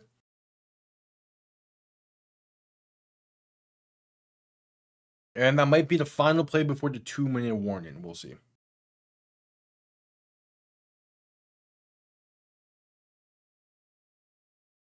The Eagles are one of those teams where for every really smart decision and move they make, they have to make 2 really dumb small ones.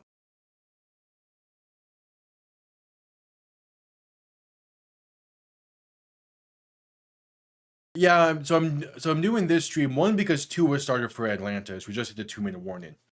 And 2 because I wanted to test my internet as the old dumbass laptop is right here. I'm not using it for this because my complex updated their Wi-Fi over the summer. So I'm testing to see if that can use my PC throughout the rest of the season. So far it's been good. We're about at halftime and I've not noticed any frame drops. I'm also gonna knock on wood. Yeah, I'm shocked. Notifications didn't seem to go out, which is weird. Oh well.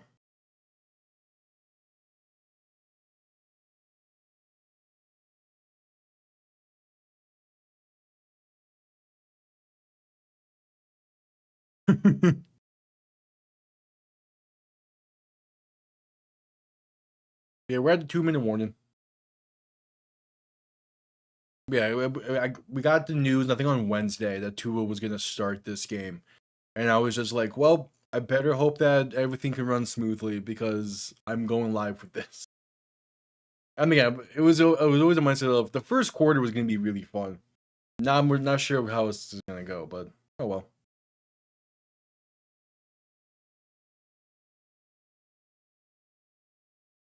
Yeah, it's YouTube can be weird sometimes. I also don't say this too often, but because of how YouTube can be weird with notifications, there is the bell icon. I'm sure you other people say. Make sure that's on as well. He did second drive for the Falcons. He fumbled the snap, and Miami recovered it. It was, but aside from that, he played well. And I think he has solidified himself a roster spot.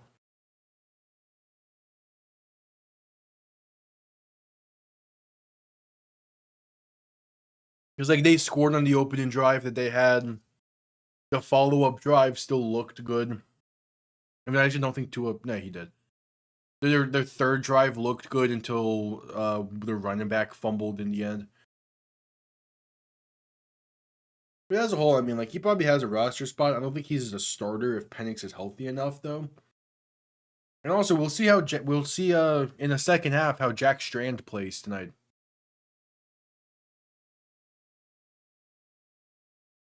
Yep, that'll be the next stream. It'll be the kickoff game.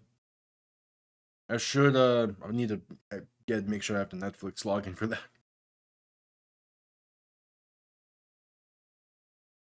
I do, yeah.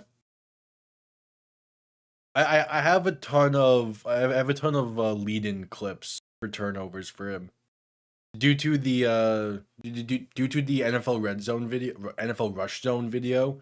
I was able to get a few other like Tua related clips because one of the characters is named Tua. So I was able to get a few of those I'm probably gonna use throughout the season when anytime I can talk about the Falcons. Miller looking to throw in 2nd and 8, pass right side, going to be caught for a gain of roughly 5. All right. Jalen Tolbert on the grab there. Yeah, again, this was more so a test stream than anything. Because, again, I'm not going to wood. So far, the internet connection has been stable, which is more than I can say from before. All they did was increase it from 2.4 gigahertz to 5 gigahertz, and it's been running smooth. And I love it because I get to use my PC properly now. Miller to throw in 3rd and 4. Pass right side is incomplete. The hit forces the ball loose. Was looking for Seydou Traore, the rookie tight end. And the Dolphins will send out Riley Patterson for the field goal try.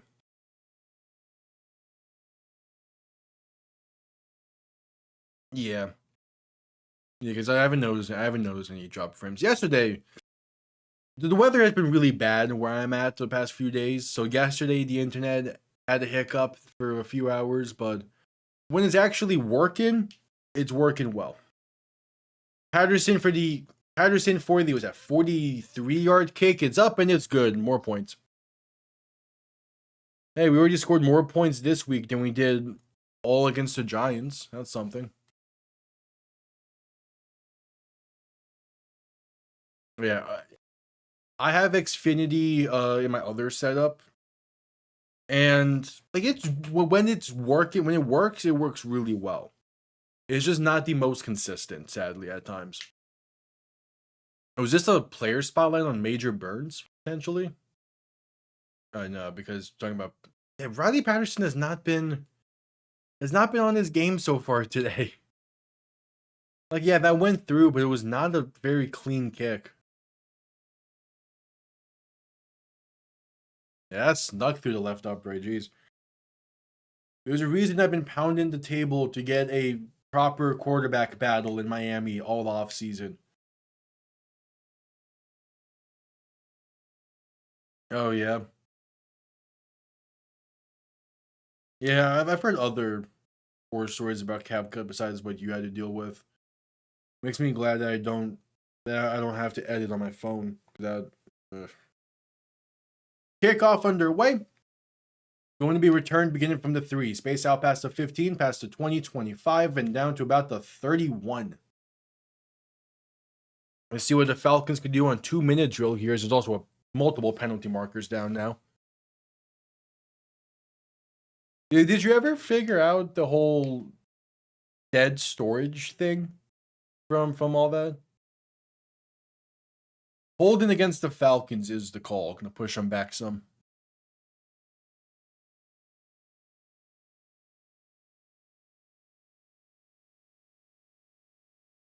Trayvon Diggs got a pick as a Seahawk.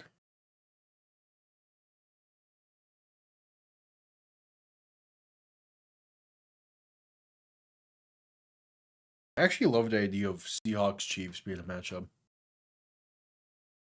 Damn, that sucks.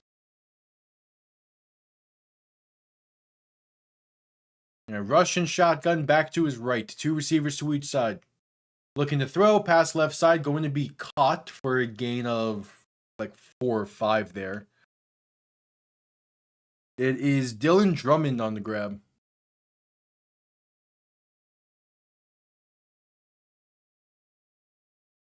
Going hurry up. Russian shotgun looking to throw. Pressure coming, rolling right. Gonna dump this off along the sideline, but it's too far outside. It's incomplete. Yeah, that's unfortunate though. Just have all that work just wasted because of some bullshit. All right, 3rd and 5.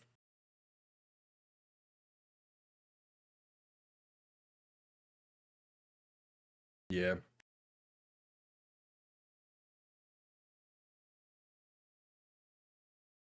Do you still have the like the original like a save of the work, or is it just like all corrupted? Rush pass over the middle, gonna be incomplete. There was a 3 and out for the Falcons. Was looking for Chris Blair there, and now Miami will get a 1-minute drill basically.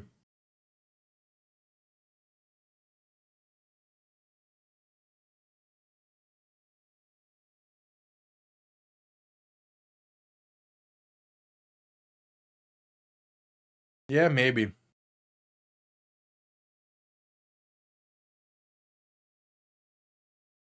Punt comes off clean for Jake Bailey, and it's going to be returned beginning from the 16, up past the 20, out of bounds around the 26.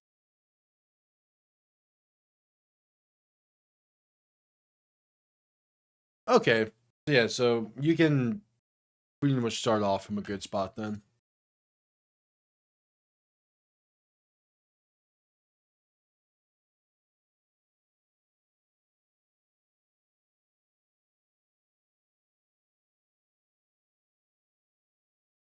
All right, 2 timeouts and 1 minute for Miami to try and get something going here. See if they can cut into this deficit before halftime. Falcons get the ball to begin the second half, so there is that. Ideally, you want to see Miller push the ball down the field a bit. I also want to see Chris Bell involved with this. Miller in shotgun back to his left, 2 receivers to each side, going to look to throw. With some time, Miller trying to roll right, and he's going to throw this one away incomplete. Now he's it's ever so slight, but there's some hesitation when he wants to when he wants to scramble.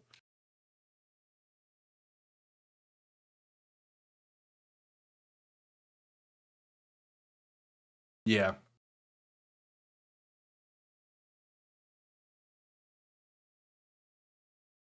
that was what I was thinking as well.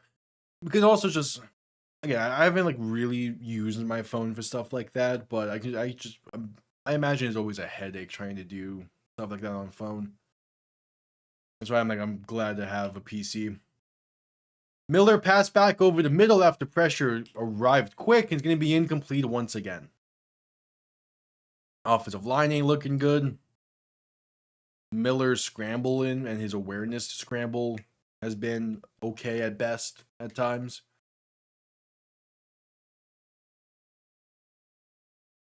And then trying to throw it back across your body like that when there's some.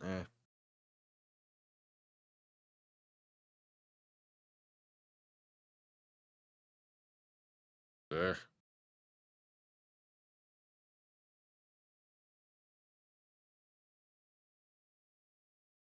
3rd and 10, Miller and shotgun. Dump off right side, going to be caught, but not a lot of room to work. Gain of like 5 or 6. It's Theo Weiss on the grab, but it's not going to be enough for the first. All right. Yeah, 4th and 5, Miami will punt. 3 and outs, baby.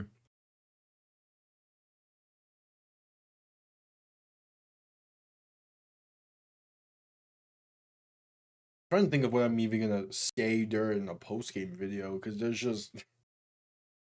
With the starters not playing, like, there's not a lot I want to say. Like, yeah, like, there's always, like, good depth pieces that have, like, a good play here or there, but for the most part, I'm just like...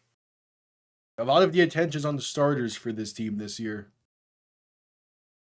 Or the rookies, and there's not a ton of rookies playing right now.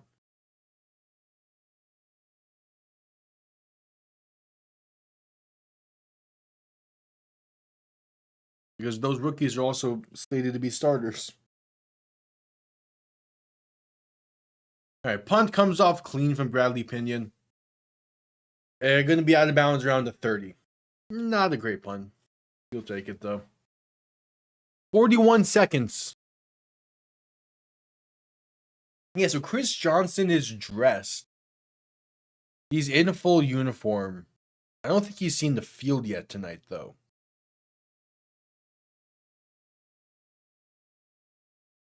Which could be a good sign.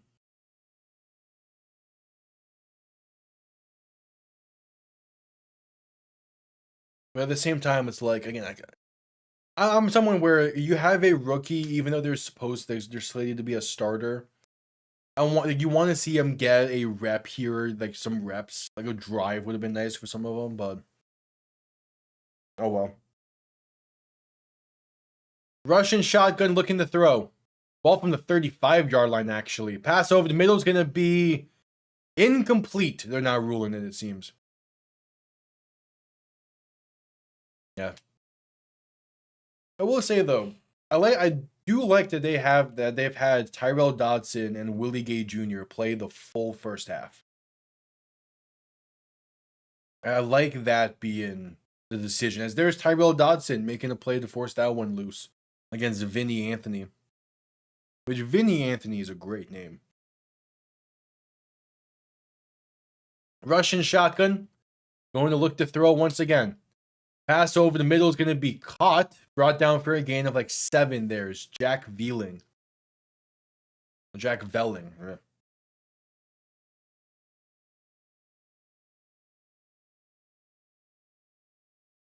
And Falcons are going to call some timeouts. They called one after the 3rd down play for Miami. They called one there. So no more timeouts for them. So yeah, I could just talk about Tyrell Dodson the entire time, I guess. He's been really making plays. I respect it. For someone that was a starter last year, to now play an entire first half in the final week of the preseason, it's respectable.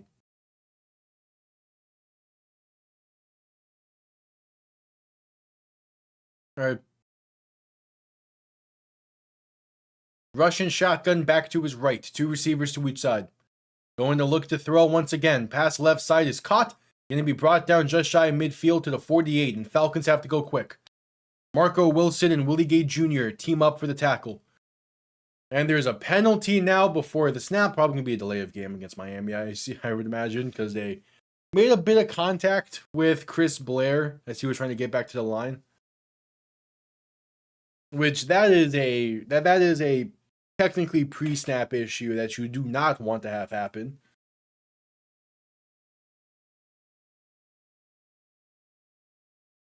Yep, it's delay of game against Miami. So 15 seconds, an extra 5 yards for the Falcons.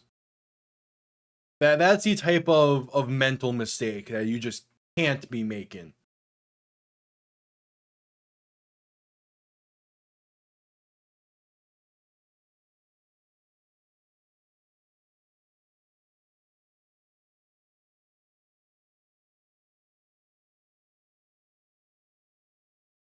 So ball now on the Dolphins' 47-yard line. They're probably about 7 or so yards away from field goal range for Nick Folk.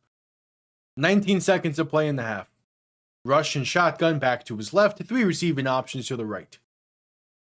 Going to look to throw once again. Passing deep left side has a man wide open. It's caught by Goodson. A spin gets him inside the 20 to the 16. And they're going quick. Trying to get the spike here so they can kick the field goal. 4 seconds. 3, and there's the spike. They have 2 seconds. Tyler Goodson. That's a one hell of a throw from Cooper Rush into a bucket. And then 2, Tyler Goodson catches, instantly spins off a defender, and gets a few extra yards. That's a beautiful play by the Falcons. Yeah, he beats Willie Gay on the halfback wheel route.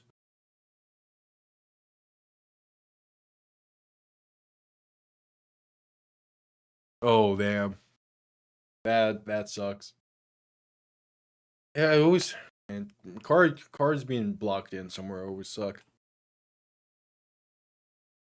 All right, Nick Folk from 34 yards out in the left hash. It's up and it's right down the middle.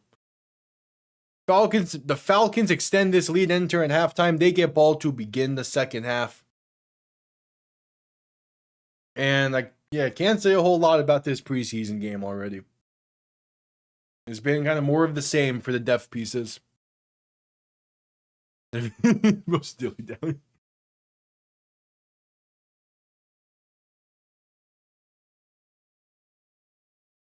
I mean, is there not someone else that could move the car briefly?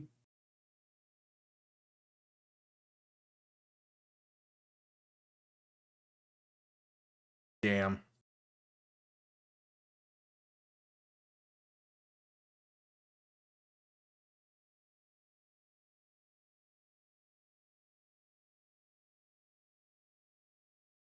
Unfortunate.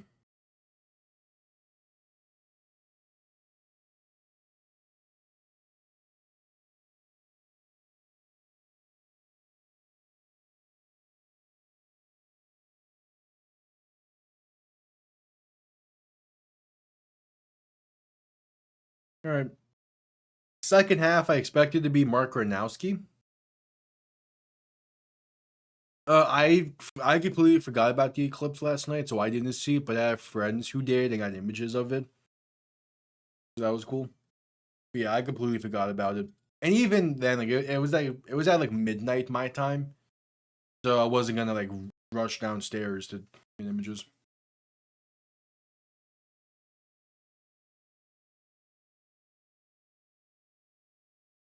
Yeah, I would have liked to see it because where I'm at, it would have been like a total eclipse.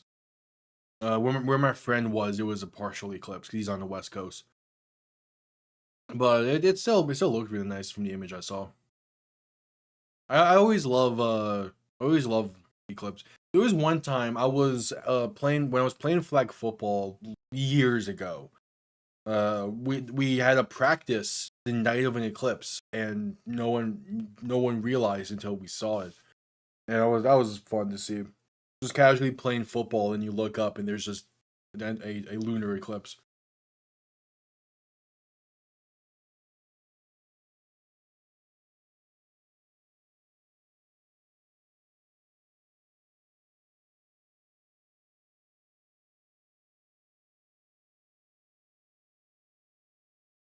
Yeah, that was a fun time. There's a ton of I won't say a ton because memory can only go so far back, but I have a good chunk of stories and memories from when I from those like flag football days. Because of just like how much weird shit would happen at that park and at other parks I would play at.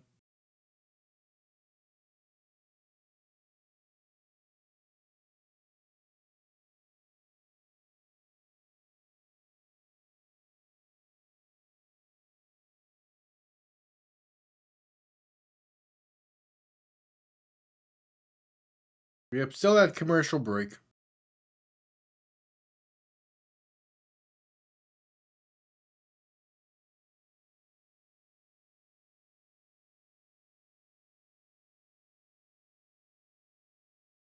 as we await halftime.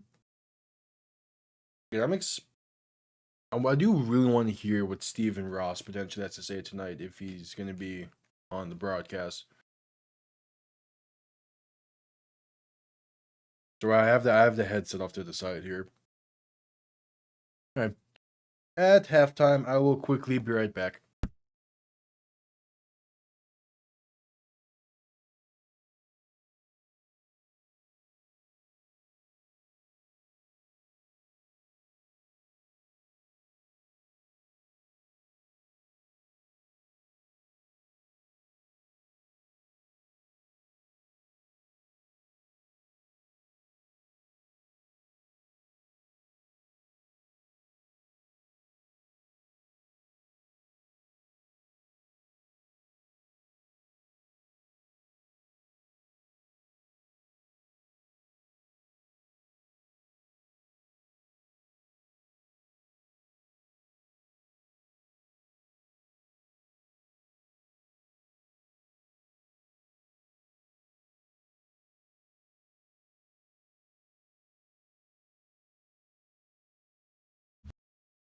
All right.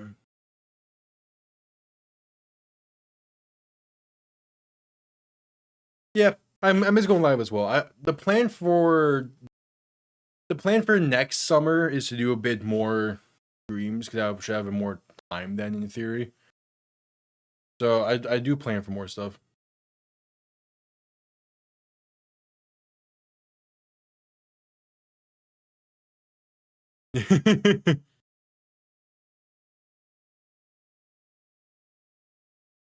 Yeah, because there is a reporter for ESPN who has I think he has the same last name, maybe same but pronounced differently.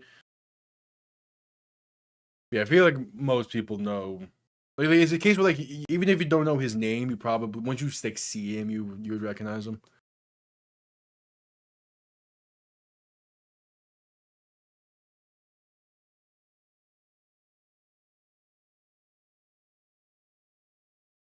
This has also been a week. The first week of classes for me, all the news has happened this past week. Really, the past 2 days. Like, man.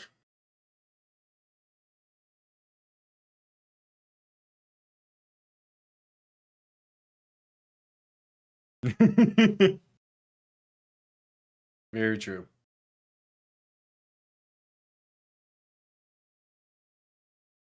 But yeah, again, I gotta like properly plan it out, but I do have plans to do more off-season live streams because also with the change to how I'm doing the video essays for the off-season as well to the NFL memory lane stuff, it should lead into other things a bit easier. Part of it is like I've over the past few years I've built a collection of older sports games. So I kind of want to like again take one from Tom Grossi and like he did the Madden Monday stuff. Kind of want to like just take that for myself almost. With just like older games, maybe like it'd be a stream of going through them or like a few streams, but kind of like the idea I have in mind. Looking exactly how I thought with all backups playing, and that's simply just they're out there. They're playing all right.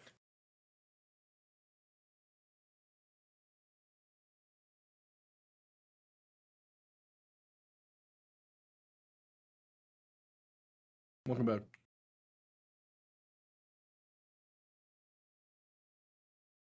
Yeah. Well, I wish there was more to talk about with it. The issue is that the starters did not play tonight. But like Chris Bell, I'm assuming Chris Bell's day is done. From what we saw with him, I liked what we saw. Only 2 catches, but a few of his drops were either big hits, kind of bad throws, or one that probably should have been DPI.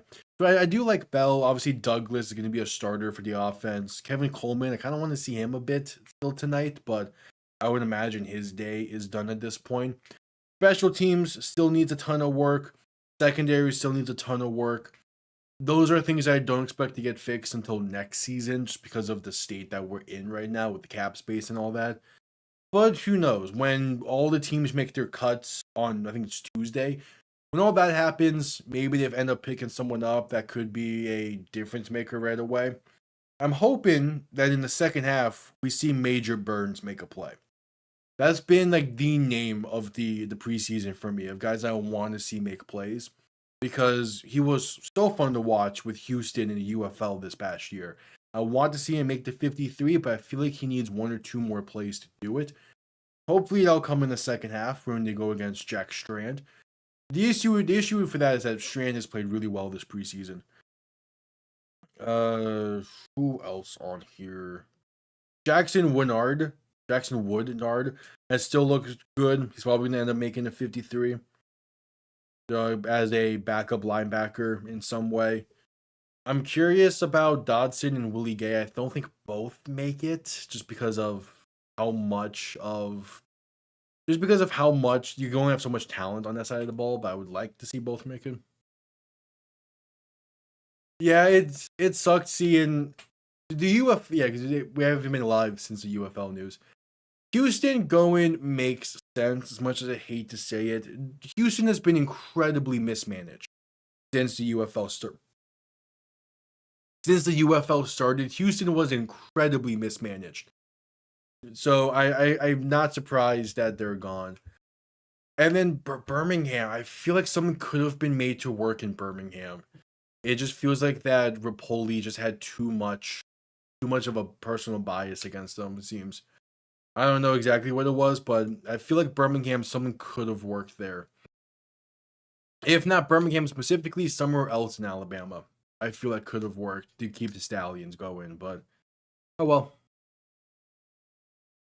I do get the mindset that attendance isn't what you want out of Birmingham. Like, Birmingham attendance was fine. It was okay if there were a starting team. But because of what the Stallions were, the attendance numbers did not match up with. And that's the point he's trying to make, and I get that point. I just feel like you need to try as much as you can to keep this down. Like, that was the team to go down with the ship with. It's them, it's St. Louis, and it's DC. Those are the three teams that the UFL and Rapoli really should have taken down with him if the UFL ever implodes. Like, those three should never leave. But the Stallions are departing sad. I think they'll be back at some point in the future, just because it is the Stallions. But who knows?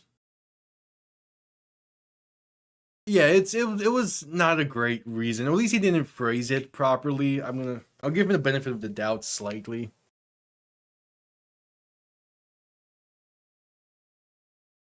Because again, like, for a team that is a 3-time spring football champion, was in the conference championship game the year prior, you want that stadium to be nearly sold out each and every week. That was not the case. So that's the issue that came up there. The crowd for their home opener was fantastic. It's just the play wasn't good from the jump in Birmingham. It is really mismanaged, the Stallions, it seemed, when they kind of overhauled the league with Rapoli. I think if you keep Skip Holtz and you keep a lot of what the Stallions were, and you just really focus on that same marketing push, maybe something better happens. But I mean, they were 0-3 by the time they were 1-2 by the time they got to their home opener, and then they got shut out in that home opener by 16. Like, it was not a good season to put all your chips in for the Stallions.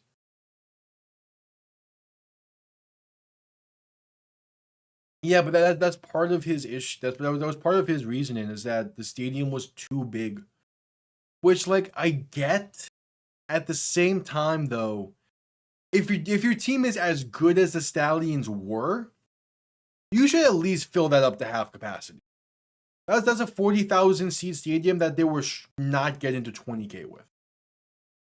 It's a stupid reason, but I get the mindset with it. Because, like, if you look at St. Louis has not had anywhere near the same success as Birmingham had.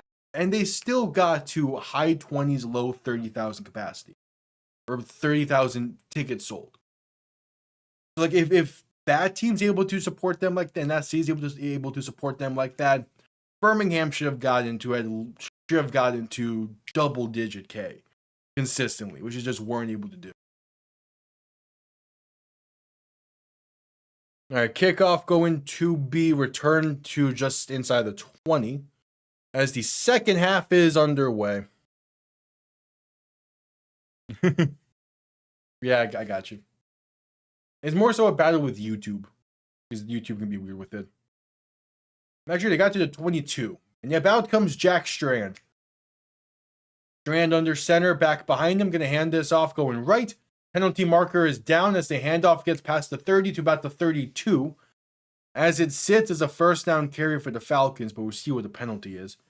As that was No. I'm looking at the Dolphins roster, that's why. It's illegal formation against the Falcons, so it doesn't matter. But that was Nathan Carter on the carry. I'm expecting by October to at least get one team announcement for next year. And then by the end of the year, I expect both of them.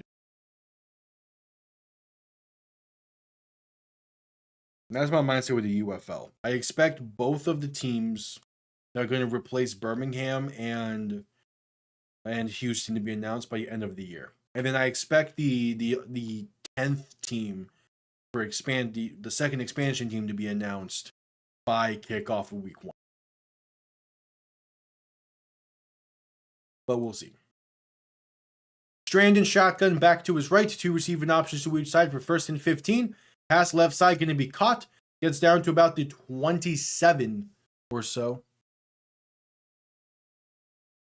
And that is Keelan Marion on the reception.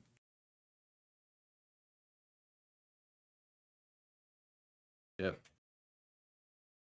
Again, the UFL is so fun. I hope that stays as long as they can.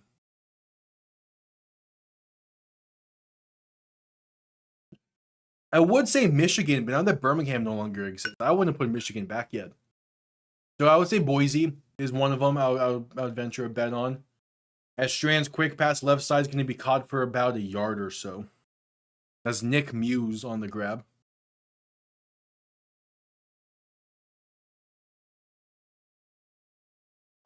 Major Burns is playing tonight for the Dolphins. He's kind of like the main UFL player I'm rooting for this season, hopefully to make a roster and play well.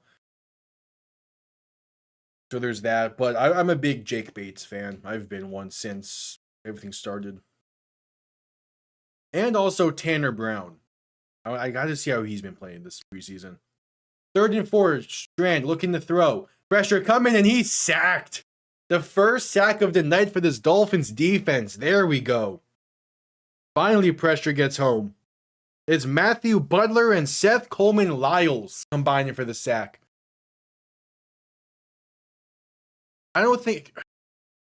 This does leave them a perfect opportunity to make a Western push for the UFL because they're going to have 3 more teams to announce now. But I think you keep it more so in that same region. I saw that, what was it? I think it was Maine get rumored for a team. I wouldn't be opposed to going to the Northeast for the UFL. As Jake Bailey's punt goes out of bounds at around the 25-ish yard line. But I saw the Northeast get rumored. I wouldn't be opposed to, I think it was Pawtucket specifically, but I would more so lean Hartford. Boise, I fully expect because they were supposed to get a team last year, but the Stallions stayed for 1 more year because of the fan pushback. So I expect Boise. And then, personally, I would like to see one of Portland, Oakland, or San Diego for a Western team, but I don't think they go Western just yet.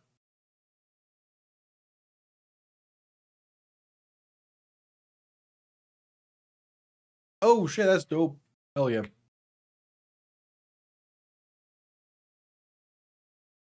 Because we're at commercial break. Let me see if I can find the full list that I saw. It's been a minute since I saw that, but I think I could find it again.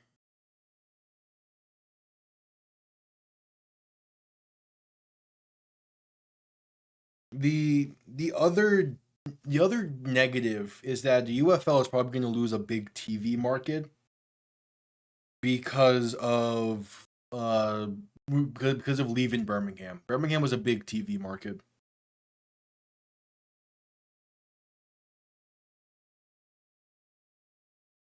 Yeah, so Pawtucket, Rhode Island is a rumored move spot, which, again, I'm not opposed to it. I just think it would be weird. But it's a 10,000, little more than 10,000 capacity stadium that they have there. I think it works. And then that was the only thing that report said, so.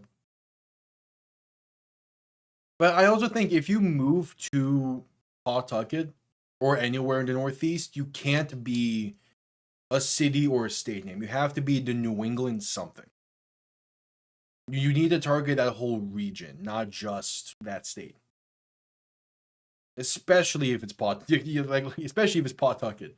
You can't be the Pawtucket Breakers or whatever. Even though there is the minor league baseball team, but all right, Mark Gronowski on for the second half. He's going to be the quarterback this half, kind of competing, it seems, with Cam Miller for a roster spot or a practice squad spot. Gronowski under center, back behind him, 2 receiving options to each side. Going to hand this off up the middle, and that's a loss of a yard. It's Carlos Washington on the carry. All right. Man, I would have really liked if Quinn Ewers got more reps in the preseason, but him being hurt kind of stopped that from happening.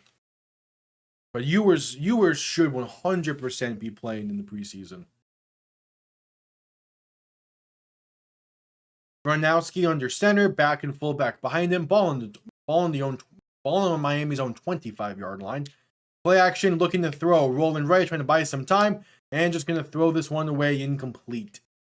Trying to bootleg, but it got blown up pretty quickly there by the Falcons. So it's a 3rd and 11.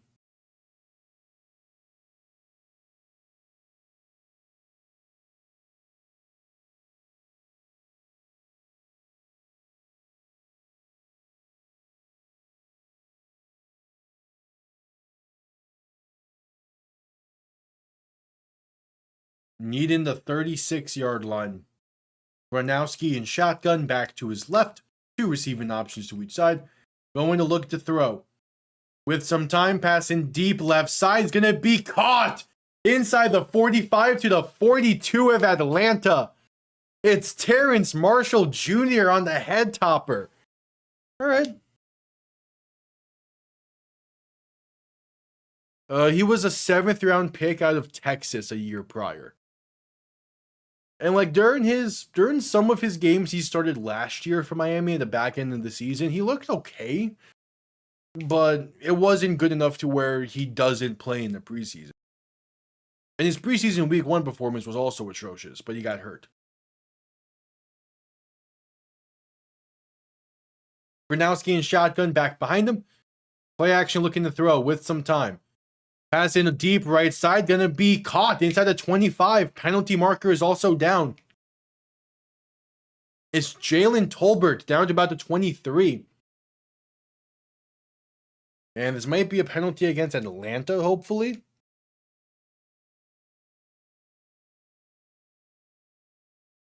But they didn't get a horse collar on that? Because he's holding him by the horse collar at the end of that play. I don't think it's a DPI team against Atlanta, or are you saying? Yeah, DPI against the Falcons. He holds onto that right arm of Tolbert. So that'll be declined. It was Clark Phillips in coverage. Ball now on the 24-yard line of Atlanta. Miami still have yet to find the red zone, but they're on the doorstep of it. Bernowski making some changes at the line. In shotgun, back behind him. 2 receiving options to each side. There's a handoff up the middle for Carlos Washington, and Miami is inside the 20 at the 16. It took them long enough, but they're inside the red zone for the first time tonight.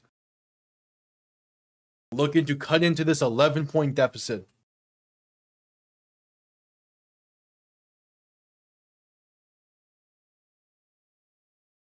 It'll be a 2nd and roughly 3.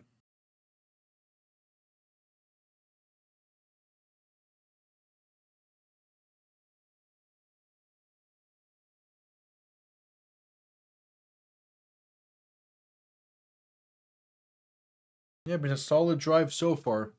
Under center, back behind him, 2 receiving options to each side. Another handoff up the middle. And is Carlos Washington going to pick up the first? A gain of 3.5, maybe 4. Inside the 15 to roughly the 14.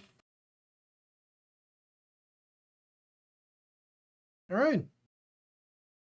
Building something here. I'm liking what I'm seeing.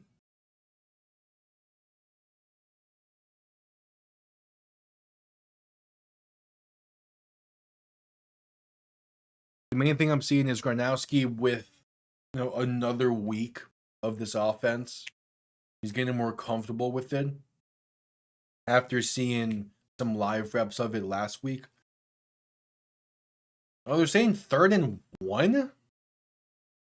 Handoff right side, going to be stuffed at the line, it seems. The broadcast had the line mark switched, I think. Yeah, so it's going to be a 4th and 1. And the offense will be staying on the field here, potentially. I don't hate the aggressiveness if they want to go for it. Yeah, it's preseason. Why not?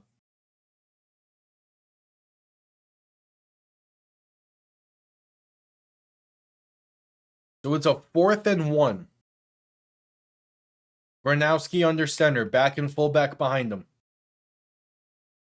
Hand off up the middle, and Carlos Washington has space inside the 10, inside the 5, and down to the 3. It's a first down pickup and 1st and goal coming up. Those short yardage situations have been an issue for Miami in the past. So far in the preseason, the brief times we've seen it, it's been working.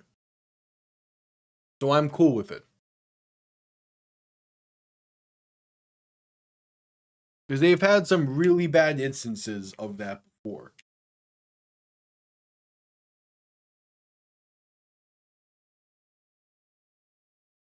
So 1st and goal. Gronowski under center, back and fullback behind them. You've done like 3 or 4 straight run plays. This is where you do a play action and get them off guard. Hand off for Washington up the middle. Going to cut inside and get a gain of a yard. All right, 2nd and goal from the 1.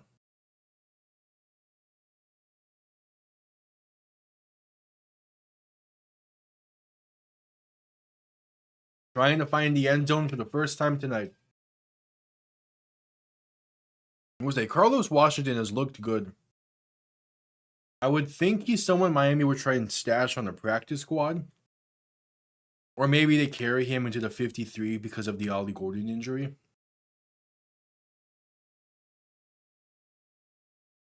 Under center, back behind him. Handoff up the middle once again. Going to be met behind the line for a loss of 2.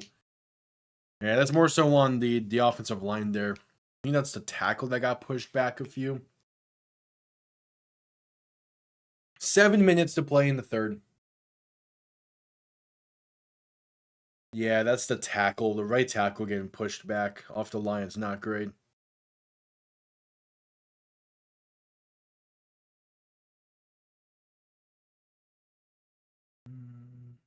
I'm looking at the Falcons. That's why I don't see him. Yeah, Kevin Klein. He got pushed back from the line on the snap and yes, killed it. Bernowski under center, looking to throw. 3rd and goal. Pass, end zone, right side, wide open, is incomplete. Theo Weiss couldn't hang on to it. It was not a great pass from Gronowski. It was technically behind, but you need Theo Weiss to catch that ball. Yeah, no, that's in his hands. That's inexcusable. Even if it's not a great throw, you have to catch that. Have to catch that. No, because Cooper Rush is still in that quarterback room. I think if they're gonna get rid of any of the 4 quarterbacks they have, it's gonna be Cooper Rush. All right, 4th and goal. Offense stays on the field, and there's a penalty before the snap. Gonna be a false start on the Dolphins. All right. It's like a 4th and 9 coming up for 4th and goal. Yeah, I think Tua stays on. I just don't think he's the starter. Yeah, they get the center moving a bit there. Okay.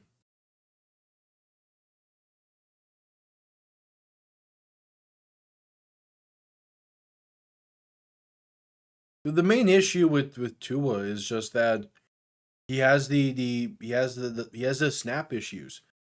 In preseason week 1, he didn't cleanly catch a snap, and then in this game he fumbled a QB center exchange. You can't be having those kind of mistakes consistently, and he has those consistently. The chip-in field goal for Riley Patterson is up and good. Miami back down to 9, or down by 8. And we head to commercial break. There was some college game on tonight that I wanted to see. Also, let me check in on Tanner Brown so far.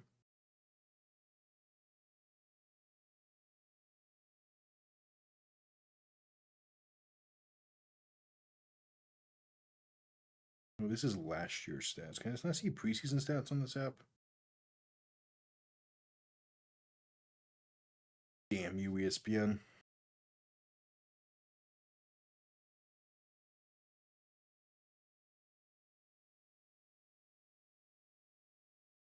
Wait, he's in a battle with Daniel Carlson. That's He had 1 kick in the preseason so far. Man, if Miami don't try and trade for him, I mean, we'll probably be able to get him off waivers or something.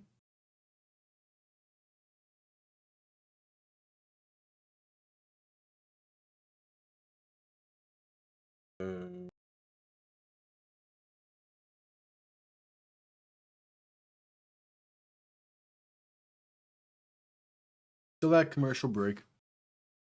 Tanner Brown. He's currently in a kicker competition for the Saints with Daniel Carlson.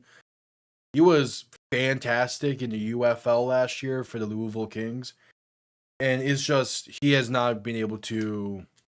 Yeah, he has not been able to get playing time this preseason, despite being a good kicker. So, and Miami desperately needs to upgrade that kicker. Ewers has been hurt the past 2 weeks. He has not been playing, so there's that.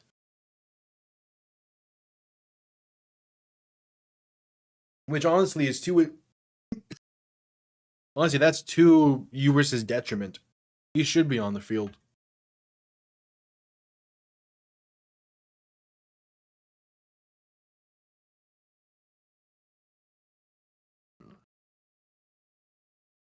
Remember, Ewers is the same quarterback that McDaniel was going to name the starter this season if he was still in Miami.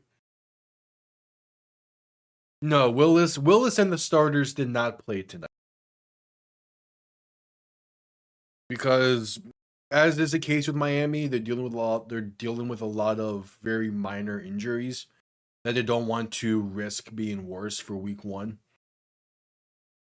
As kickoff is underway, going to be returned up past the 25 and down to about the 29. Yeah, Willis and the starters did not play tonight. They didn't play last week. That's the nature of things. I would have liked to see Willis play tonight, but I'm also not going to complain too much. Because it doesn't matter. If he played tonight, it was not going to matter how he did. All that matters is when week 1 rolls around, how's he playing? Blocking the back against the Falcons going to be called.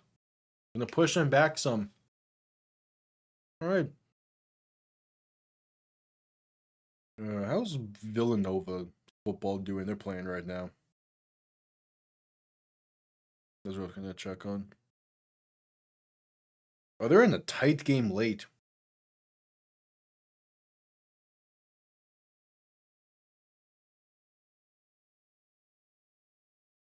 Strand under center, back behind him, 3 receiving options to the left. Gonna hand this off, going left side, gonna be a gain of about 2. Not much else to work with there.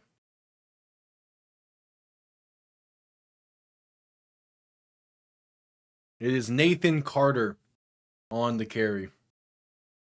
Villanova's just extending their lead. Probably solidified that game with it.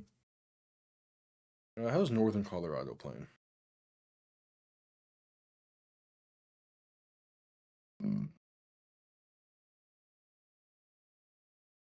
Strandon shotgun back to his left, 2 receiving options to each side.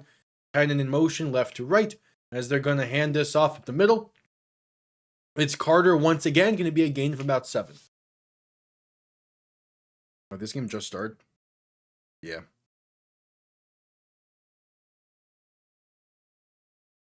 So a 3rd and 1, 3rd and half a yard or so. As the Falcons offense have not been able to do a lot to begin this second half.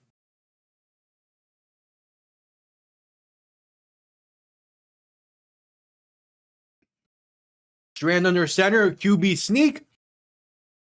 I'm not sure if he got it.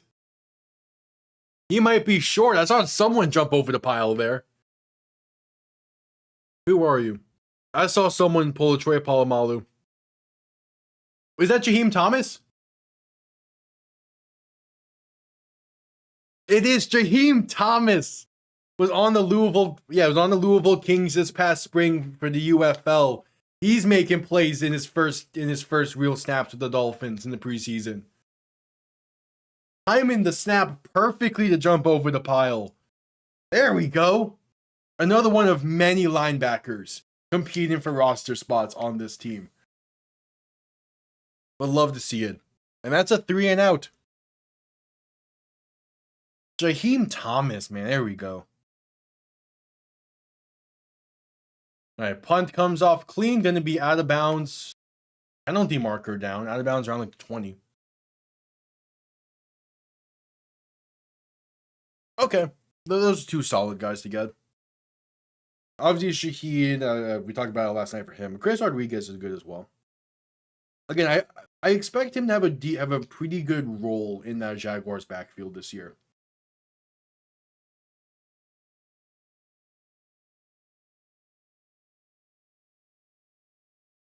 Oh yeah, I've been keeping up with Ian Wheeler as well for Buffalo. He's been playing fantastic in the preseason. There will be a few international games I go live with. Week 6, I'll be live with one because Miami was a bye week that week. So I'll go live with that one. And then the Melbourne, the Australia game. Week 1, Rams 49ers, I'll be live with as well. Yeah, it's always fun to root for the UFL guys.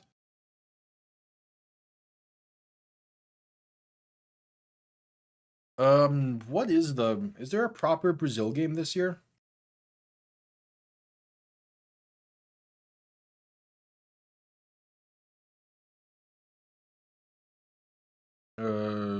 Week 3, Ravens, Cowboys. Probably not. I don't think I'll be live with that one.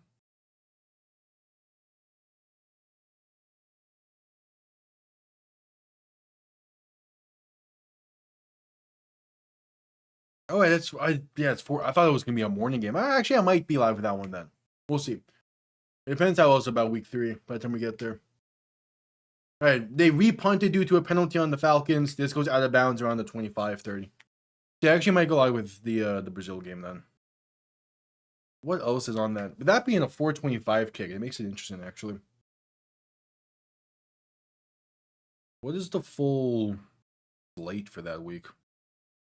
As we're at commercial break. Because who the fuck knows? It's because they cut a bunch of FDA funding, so they can't get as many people out there to check on the food. So things are falling through the cracks more. The other option is Raiders Saints that week. Yeah, probably will be live with Cowboys Ravens then. Because it's that stuff's finally getting into circulation. Because back when all that stuff initially happened, that's like we still had good reserve stuff. But now that what was once reserve is now getting into market, it's finally being caught. Yeah. It's just the state we're in.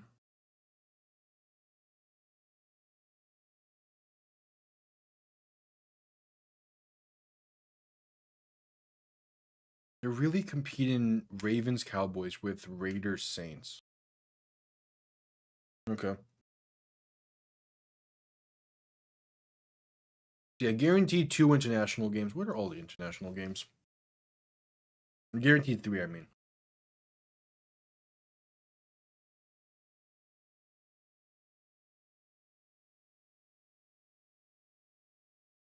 That has potential to be a great game, yeah. And then week 6, it's Houston and Jacksonville in London. That should be a great game as well. And then what other week could...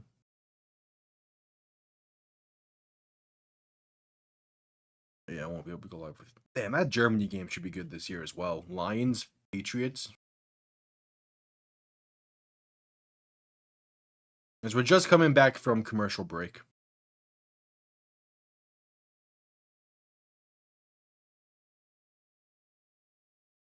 All right, 3:54 to play in the third. Ball on their own 28-yard line. Gronowski in shotgun. Back behind him. Fullback to his right. Trying to cut into this deficit some more. And in motion, right to left. Gonna play action and look to throw. Gronowski with some time. Passing right side. Gonna be caught on the comeback. And up to the 44-yard line. It is Jalen Reagor on the reception. On a deep comeback route. Picking up about 15. Which that's honestly not even really a deep comeback route. Yeah, good blocking up front. Gives him time. A good grab from Jalen Reagor, who, for the most part, been playing well in this preseason, mainly as a return man. Under center, handoff up the middle. Gonna be a gain of only about 2 or so. 38?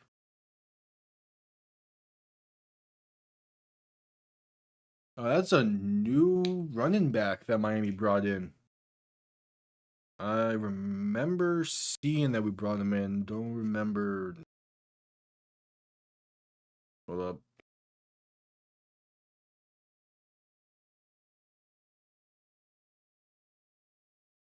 Yeah, Coleman Bennett on the carry. Another running back that Miami brought in over the past week.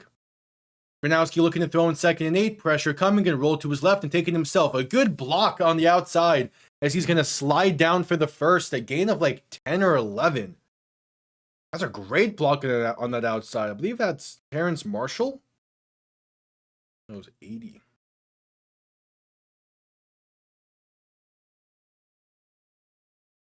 Right? Number 80. The ref block number. I believe that was number 80. Good old Donovan McCulley. Hey, if you get a receiver blocking like that consistently, you're in for a good spot. Gronowski under center, going to look to throw once again. With some time, passing back left side, has a wide open receiver, but goes through his hands, incomplete. That is a tough drop from the fullback there. It's DJ Herman, the intended target, wide open. Can't hang on to it. He's no Alec Ingold. That's a pass that Ingold is catching and going for a few extra yards.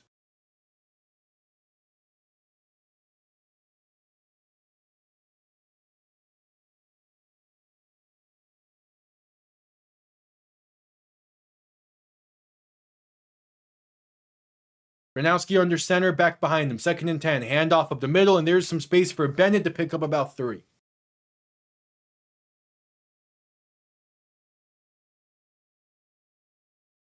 Oh yeah, there's no way he's still properly on. Because Donovan Edwards, I think, is still listed. Yeah, he's still listed on the roster, but he has not done anything this preseason.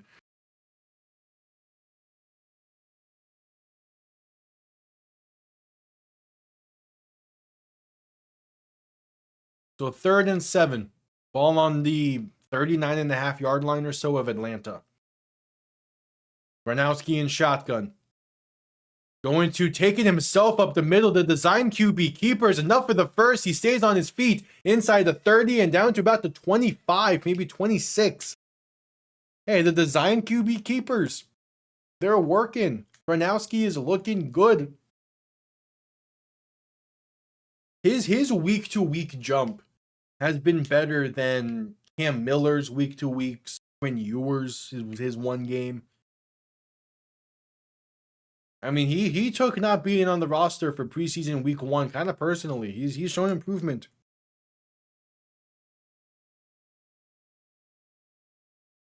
Under center, back behind him. 2 receiving options to each side. Man in motion, right to left. Handoff up the middle for Bennett. Going to be a gain of a yard. And that should bring us to the end of the 3rd quarter as well. 15 minutes remain. Miami down by 8 as we wrap up the preseason. 1 more quarter to go, and then the Dolphins will be off to the West Coast to begin the year with back-to-back games in Las Vegas and then San Francisco. But first, a commercial break.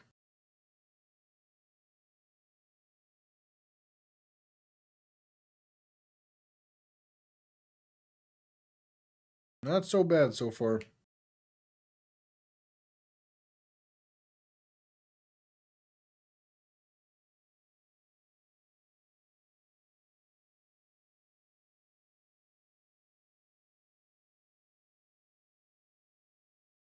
Not so bad.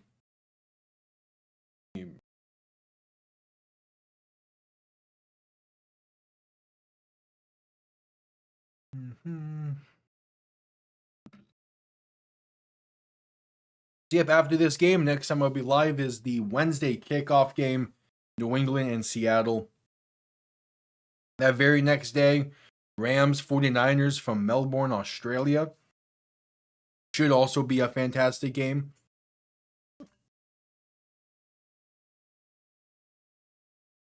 Then Sunday for week 1, Dolphins, Raiders 425. It is seeming like Kirk Cousins is going to be the starter to begin the season for the Raiders, which I actually do not hate that decision. I think it would be nice for Mendoza to get some time to learn behind the quarterback like Kirk Cousins, who has at times been a really good quarterback in this league. His 2022 with the Vikings was really good, even though they lost in the first round of the playoffs that season. As a whole, with the Vikings, he was consistent. His Washington tenure was pretty consistent. It's a good mentor to have. Sunday Night Football is Cowboys-Giants. I'll be live with a lot of Cowboys and Giants and Chiefs to begin the season, it seems. And then Monday Night Football, Broncos-Chiefs. Probably the best game of the whole week 1 slate, potentially.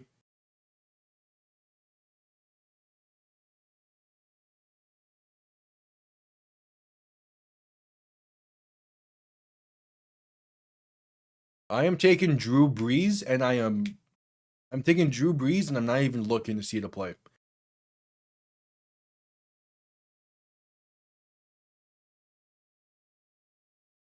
The accuracy of Drew Brees and what he can do in that instance, yeah, no doubt.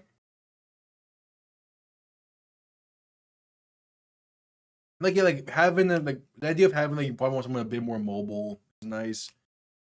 But no, Drew, like when you're in a tight quartered area like the red zone is, like that would be, someone like Drew Brees is perfect. Gronowski play action looking to throw, pass over the middle is caught down to the 10-yard line. 1st and goal coming up for Miami as they cut from the number for the player before I could see it. It was either like Theo Weiss, or Terrence Marshall probably. It was in the 80s.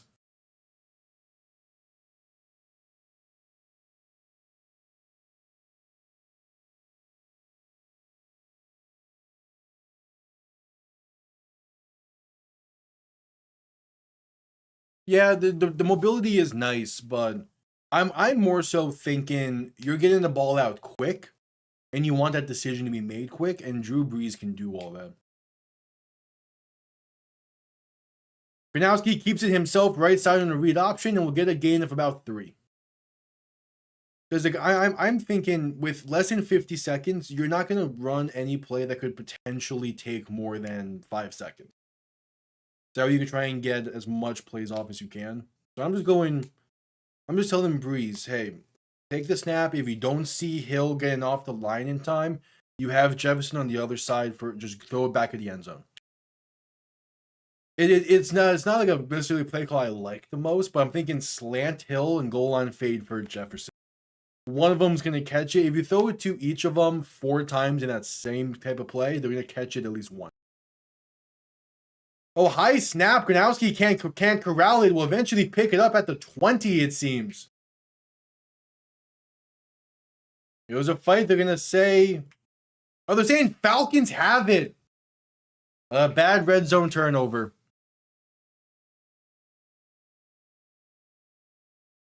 Off the high snap. Yeah, kind of a high snap. And yeah, just can't fall on it. He gets brought down awkwardly, though.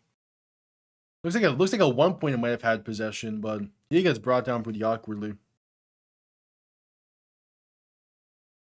We head to commercial break.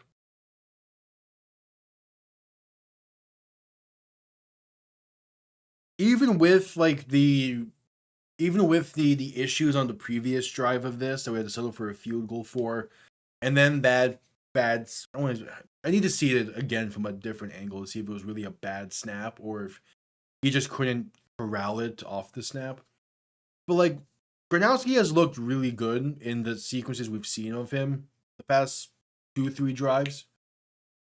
I'm probably leaning him making a roster at this point over Ewers or Miller. I'm just not sure which one of Ewers and Miller I'm going to want off the roster.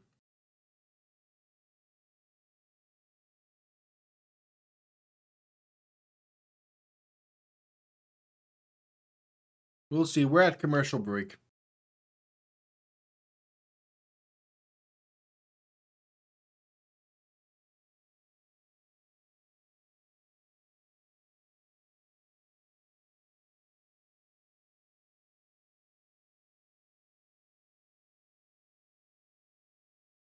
At commercial break.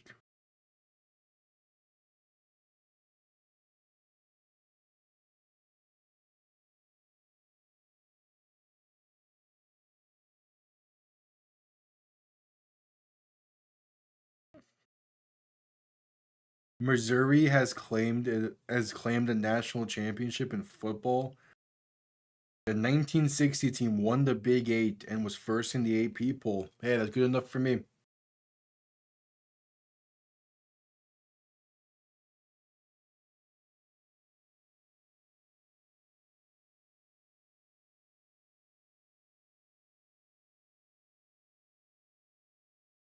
All right, just getting back from commercial break here. This is the camera angle I want to see. So was that a bad snap or was that just... Yeah, it was a bad snap. It was high.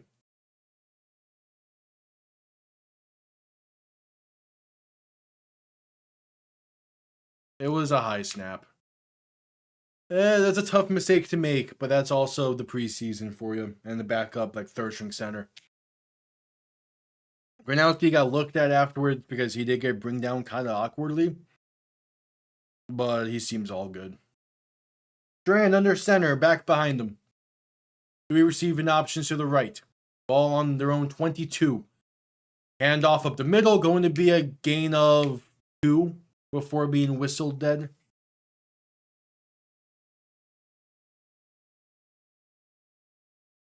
Yeah, there's Hafley looking on.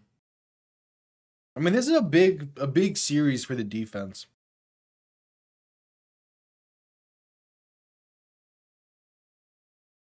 Another thing I'll say, and I'll probably also mention this in the post-game video, Hafley's second half defense in the preseason has been really good. It's also probably been a lot more simplified, but it's been a good second half defense. They have not given up a lot of second half points. Strand looking to throw, dump off left side, going to be caught and brought down at around the 30. A gain of 6 there for Atlanta.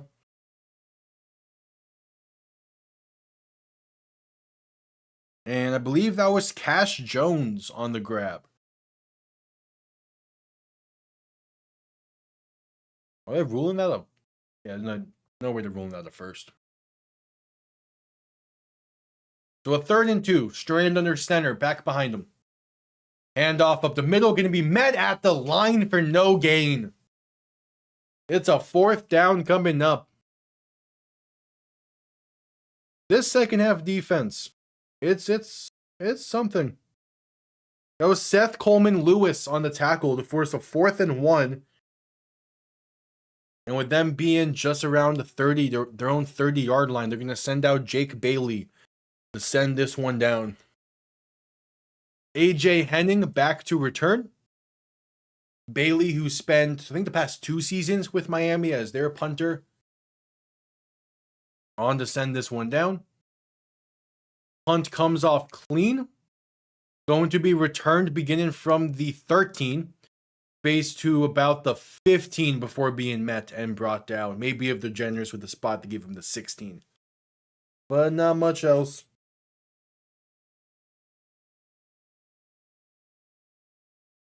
$11:20 to go in the game. We head to a commercial break.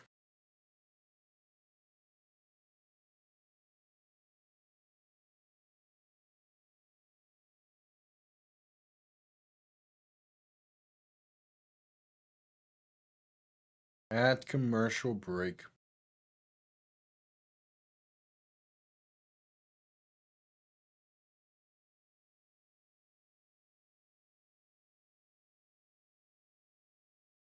Again, Gronowski has played well over in the second half.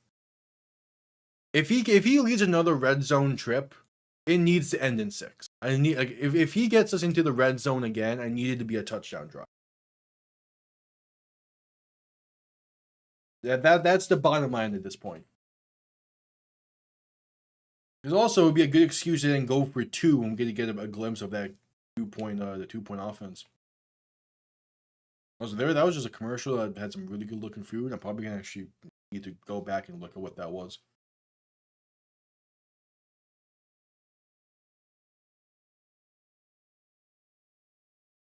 What is this place? Beefo Bray, okay. I'm gonna write that place down. I'm always looking for new food spots.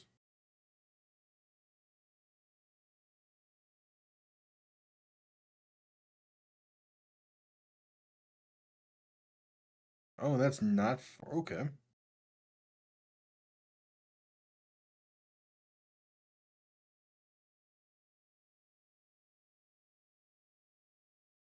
Because we're at commercial break still.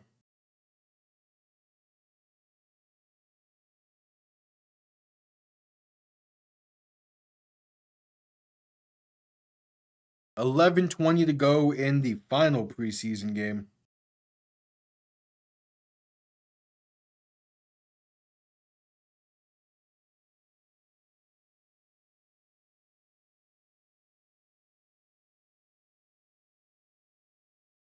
Just getting back from commercial break.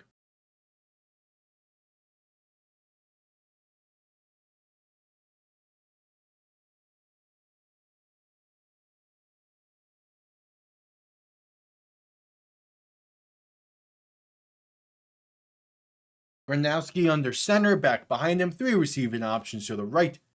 Ball on their own 16. Gonna toss this right side and going to try and find some type of lane, but unable to do so is Coleman Bennett, gonna lose about 2.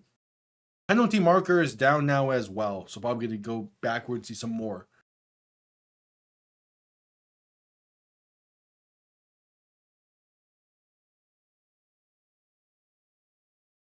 No, it's holding on the Falcons. 5 yards, automatic first. Hell yeah.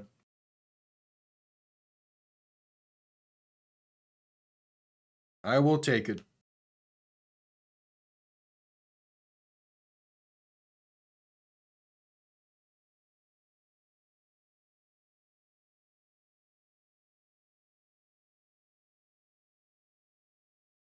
The ball now on the 21. Gronowski under center, back and fullback behind him.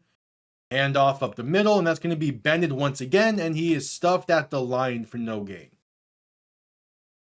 Yeah, these backups are right. Not much else to say.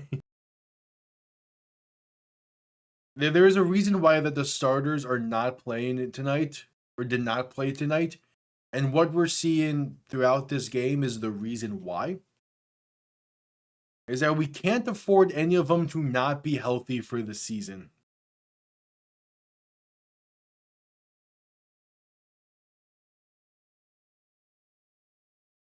Gronowski in shotgun back to his left, 2 receiving options to each side. Going to look to throw in 2nd and 10. With some time, pass over the middle is caught and going to make it a more manageable 3rd down. This is a gain of roughly 6. It is Jeremiah Franklin on the reception. So a 3rd and roughly 4. And now there's a penalty. I swear, it's illegal formation. So 2nd and 15 coming up.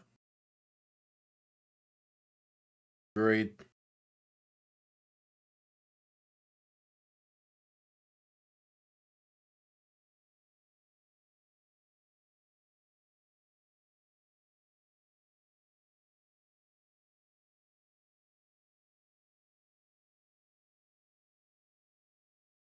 So 2nd and 15, 10 minutes to play in the final preseason game. Gronowski in shotgun back to his left, 3 receiving options to the right. Ball on their own 16.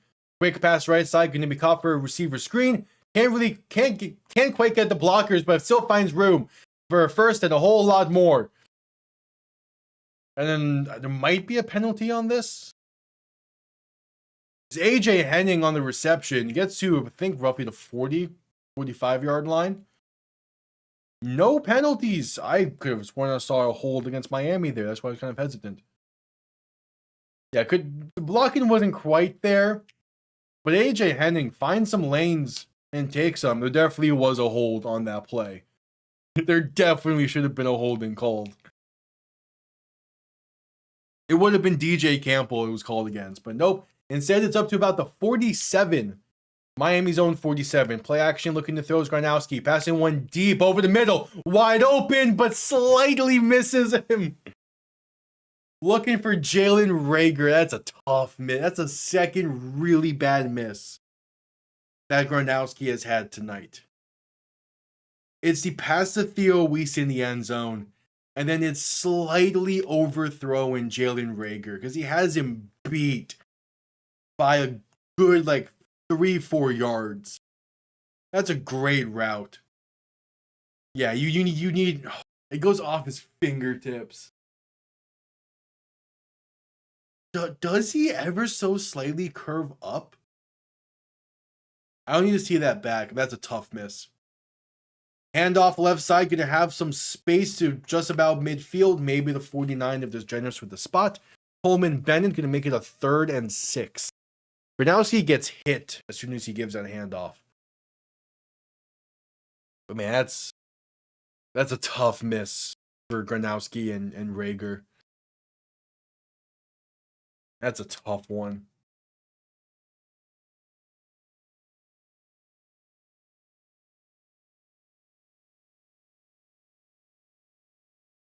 So 3rd and 7, given a midfield. Gronowski in shotgun back to his left, 3 receivers to the right. Going to look to throw. Pressure coming, rolling left, going to try and take it himself. He's going to be out of bounds at midfield. Do you go for it? It's preseason. Nope, they're going to punt this one away. All right, going to trust that defense. It's a second half defense. I'm fine. trust in for a preseason game. But man, they're gonna be looking back at that miss between Gronowski and Rager and just be mad with themselves. Bradley Pinion's punt comes off clean, going to be fair caught at the 14-yard line, 14.5-yard line. So Falcons will start from there. And we head to a commercial break with 7:52 to play in the game. All right.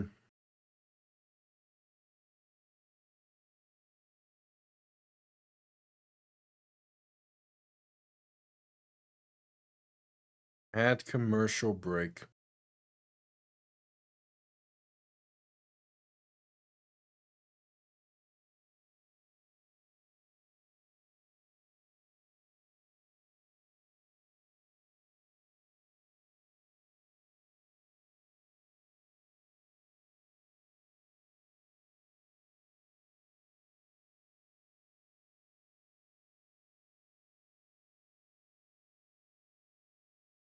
At commercial break.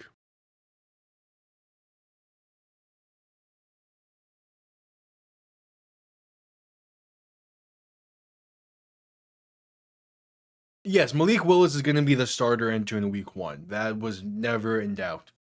And as long as Penix is healthy, I think Penix is the starter for Atlanta. It's kind of the same mindset I had with the Cleveland quarterback battle, where there's more of a shot for Penix to be the future there than Tua is. So I think as long as Penix is healthy and he's been looking good in camp, it seems he's going to be the starter. And then yeah, Malik is going to be the week 1 starter. He's going to be the starter the entire season. I don't see a world where Malik does not play a full 17 games and he's healthy the entire time. He's going to be given a full season to prove himself. And hopefully he does. Hopefully it was just that simple of going out there and signing Malik Willis. But if not, and we have a top 3 pick, then there's definitely going to be options in the draft.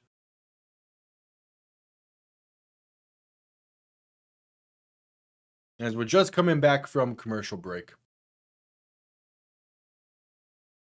Yeah, from everything, because like Malik looked good in preseason week 1. From everything, he's been looking good in camp.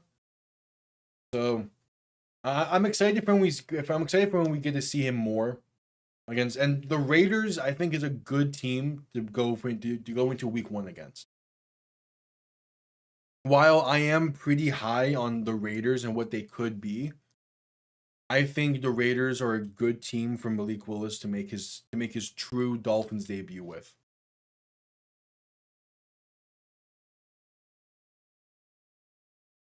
Strandon shotgun back to his left, going to hand this off going right, and that's going to be a gain of about 4.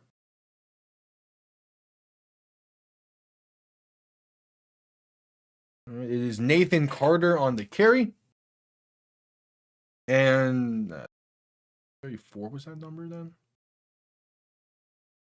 Yeah, it was Steven Dix on the tackle. Which Steven Dix has a funny story from last week against the Giants.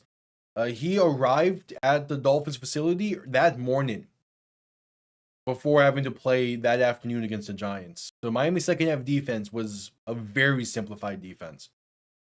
Dump off left side by Strand, going to be enough for the first, a gain of roughly 10 or so. Penalty marker is down, however. Yeah, Steven Dix got signed by Miami on Friday, got to the facility Saturday morning, and played the entire second half against the Giants. It was impressive. And honestly, he played well enough to where I think he might be able to at least make the practice. Cracking a roster spot, I'm not too sure of that. Holding against the Falcons is the call there, so I'm going to bring him back some. It was Antoine Wells on the reception, who, if I remember correctly, is also a former UFL player. I want to say he was on Columbus.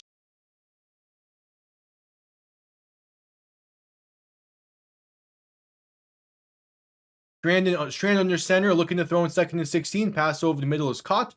Going to get brought down right around the 16-yard line.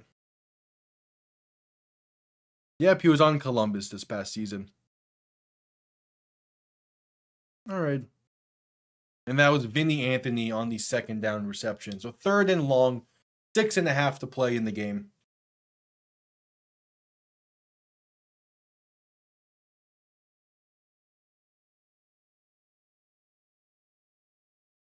The broadcast has inadvertently kept a camera on Jalen Reagor most of the night, which is just something I'm noticing. 3rd and 9. Strand looking to throw. Has some time. Pass over the middle. Is tipped in the air and intercepted at the 19-yard line. Miami can have a great starting field position on this. Was looking for the back out of the backfield. Goes through his hands. I believe it was Tyler Goodson they were looking for. Through his hands. Bounces up in the air. And is Miles Battle coming down with it. The 3rd turnover forced by Miami's defense tonight. It's like the 3rd or 4th turnover forced. No, they were looking for Nathan Carter. Goes through his hands and Miles Battle. In a good spot for that one. Yeah, it goes through the hands of Nathan Carter. It bounces off of Cam Riley. And then into the hands of Miles Battle. Alright, gotta capitalize. You have forced so many turnovers in this game. You have to capitalize on at least one of them. Now you're starting from the Falcons' 19-yard line in the red zone already. This is the time. Gronowski in shotgun back to his right. 2 receiving options to each side. Going to look to throw. Going to try and step up and going to get maybe half a yard. There's really not much room to work there.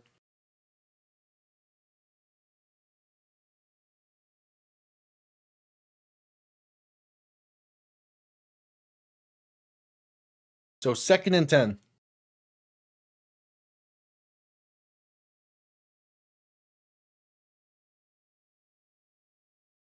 5.5 to go in the game. Yes, 2nd and 9.5 or so. Gronowski under center, back behind him, 3 receiving options to the left. Ball on the 19, gonna hand this off up the middle. That's a gain of maybe 2 for Carlos Washington. Not much else to work though. The only time Miami has scored a touchdown this preseason was the opening drive against the Commanders. Aside from that, they have not found the end zone. Can they change that here? You have 2 plays to get 8 yards, basically.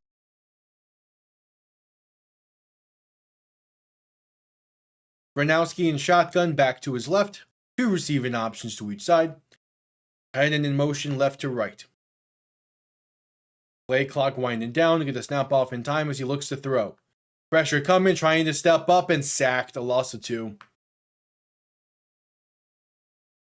That sucks. You have to be able to capitalize better off that.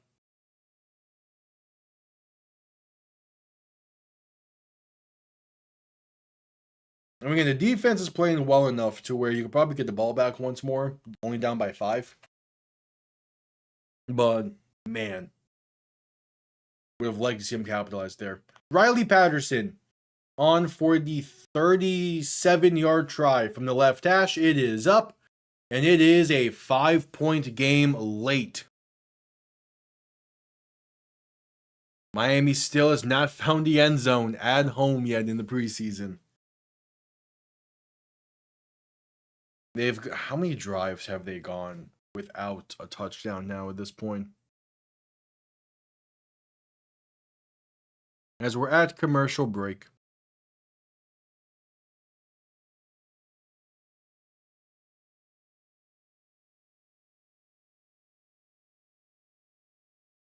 What's the total? Those are the wrong things. Pull up.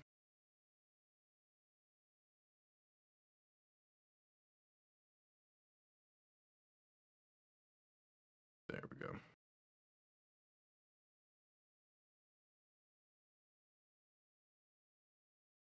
So, against Washington,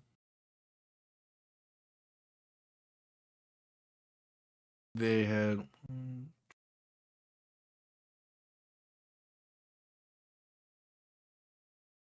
10 drives in total against the Giants.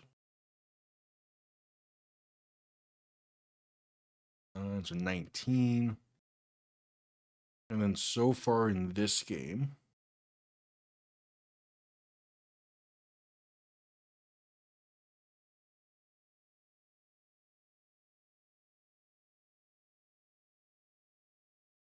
so 30 drives since their last preseason touchdown. They've had 31 drives in the preseason. Only one of them was a touchdown.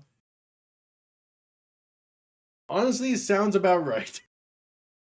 And it's good that that one drive was with the starters. Which, take that as you will, I guess. But it's never a good sign when you go 30 plus drives without a touchdown.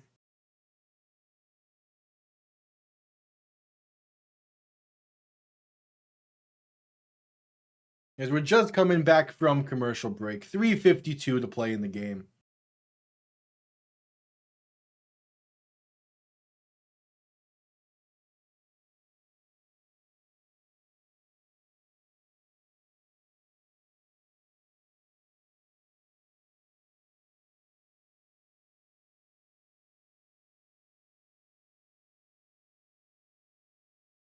All right, Riley Patterson on to send this one down.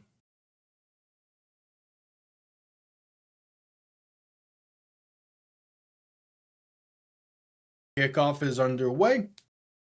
Going to be returned from the 3-yard line, it seems. Up past the 20, 25, the 30, 35, 40, 45, 50, and finally brought down near the 45 of Miami.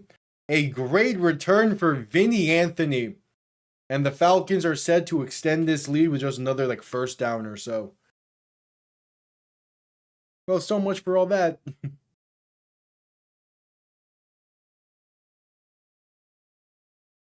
There's some good blocking by that Falcons special teams unit. There is some real good blocking going on there.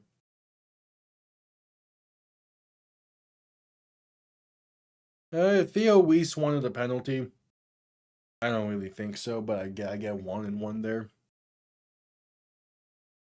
Strand in shotgun back to his right. 3 receiving options to the right as well. Gonna hand this off up the middle, and that's going to be a gain of about 5. That is Cash Jones on the carry, I believe. Yep. 3.5 to play in the game. Can Miami get the ball back down by 1 score? Maybe run a good 2-minute drill with Mark Gronowski. We'll see. I'm not expecting much.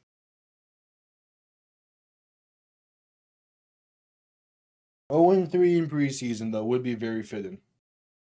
2nd and 5. Strand under center, back behind him. 2 receiving options to each side. And there's a ton of movement up front before the snap. It's going to be going back. Yeah, false start against the Falcons. Centered in to snap the ball. So 2nd and 10 coming up. 3 minutes to go. Not so bad.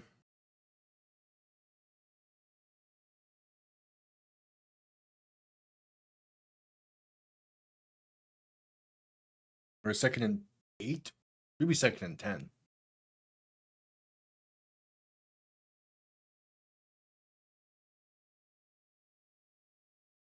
Strand in shotgun. 3. Strand alone in shotgun. 3 receiving options to the right, 2 to the left. It is 2nd and 10. Going to look to throw. Strand with some time. Trying to step up, rolling left, will take it himself, and diving forward for a gain of only a yard they're giving him. So it'll be a 3rd and 9. Miami does not need to call any timeouts. They need to snap the ball before the 2-minute warning. So just got to hold them for 4 or 5 yards. Though they're not really in field goal range. Nick Folk has a good leg on him, but I think 57 would be probably the edge of his field goal range.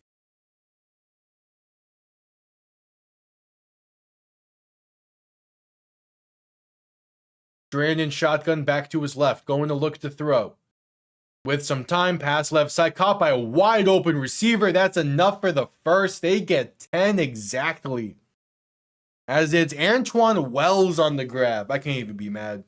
It's a former Columbus Aviator making a play. And he is talking shit with Major Burns afterwards. Hell yeah, the UFL rivalry there. The former Aviator and the former Gambler going at it after the play. And that'll bring us to the 2-minute warning. Good shit. I like seeing that.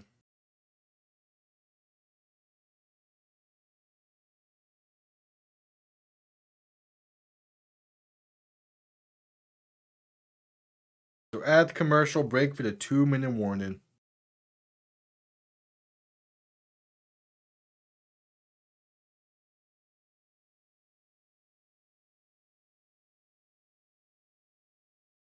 Not so bad.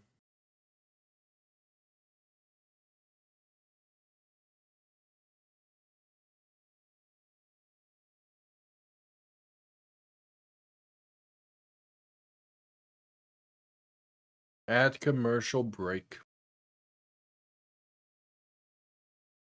You know, occasionally you see posts from accounts like Bill Dove Kleiman, who's not, at this point, isn't even like a real account. That's always like bringing up some like random player. One of the more recent ones about Christian Wilkins. Now he's still a free agent. And from everything that's been reported on his departure from the Raiders, it's like the main thing that's been reported is that he was not taking his rehab seriously, which sucks because when he was healthy with the Dolphins, he was a fantastic defensive tackle and fully deserved the contract he was paid by the Raiders. It's just things did not turn out well over there, it seems. But I think there's probably more to it all. That we probably won't ever know the full details on what happened there.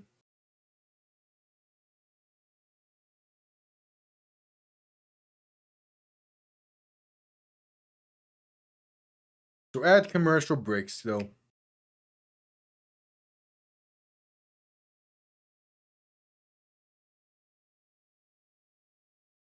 We'll wait the final 2 minutes.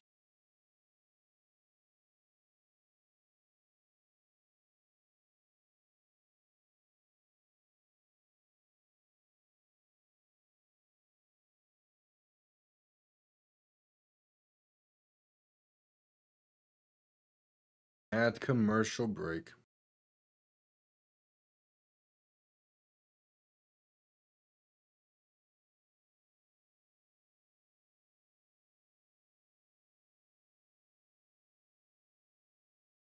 All right, just getting back from commercial break. With all 3 timeouts, Miami in theory could get the ball back, which I think they would want to because they want to see what Gronowski can do in a 2-minute drill. And with a chance to still tie the game if you force a field goal. So we'll see.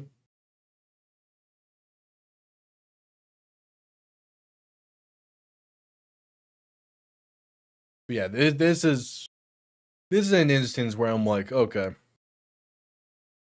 I'm kind of fine if the game just ended. Brandon shotgun back behind him.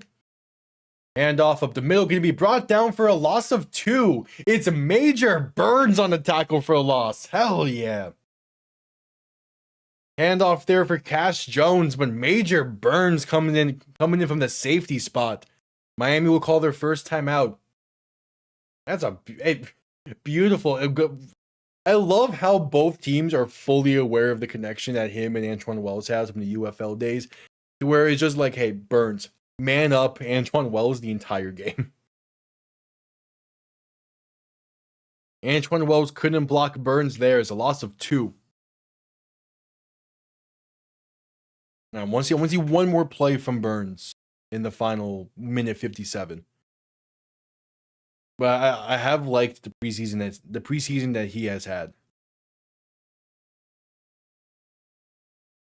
Strand under center, back behind him. 2 receiving options to each side.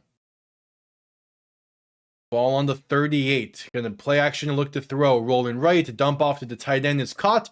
Gonna get inside the 30 and down to the 29 before tripping. It is Jack Velling on the reception. He had the touchdown earlier for Atlanta, and that would be Miami's second timeout, I assume. The broadcast is not keeping up with the timeout calls, it seems. For as much as I love Steve Goldstein and I love Kimbo Camper, those two do great work for the preseason stuff. The actual behind the scenes stuff for the broadcast, he needs to up the game a tiny bit this preseason. It's been a bit shaky here and there.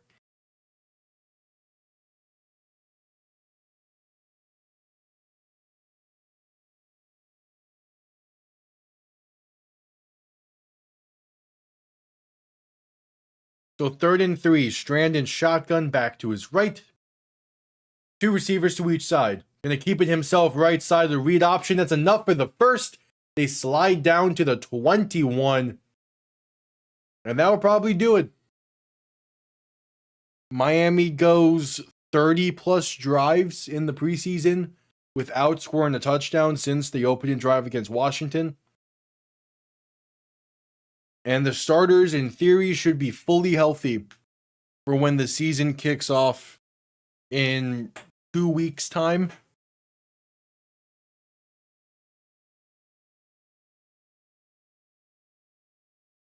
Minute 40, Miami called their final timeout. They're going to have to kill the rest of this clock here. But, I mean, it's a preseason that kind of went exactly how I thought it was going to go. So I'm not too surprised. The season itself, I'm just happy I have no expectations for this team. Yeah, the Falcons are going to kneel this one out. All right. So again, starters did not play, but there's still probably some stuff I could talk about with this game. I'll probably go similar to how last week's recap was, where it's been more off the cuff, not as long as the initial one. Just because I don't have a lot to say. There's some few players here that I will mention. Like I'll probably mention Gronowski and Major Burns. And some other of like some, I want to say filler. Some other fringe players that I think will probably end up making a roster spot. I'll get a list together and figure that out. There's the second kneel down.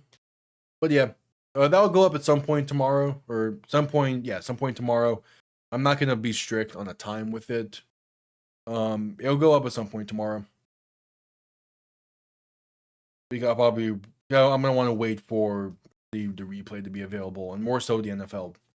The All 22 footage should be available so I can get the clips easier. All right, there's the final kneel down. Miami goes 0-3 in preseason. Yeah, I'll gather a list of players to mention from today's game. I already have a good idea of what they will be.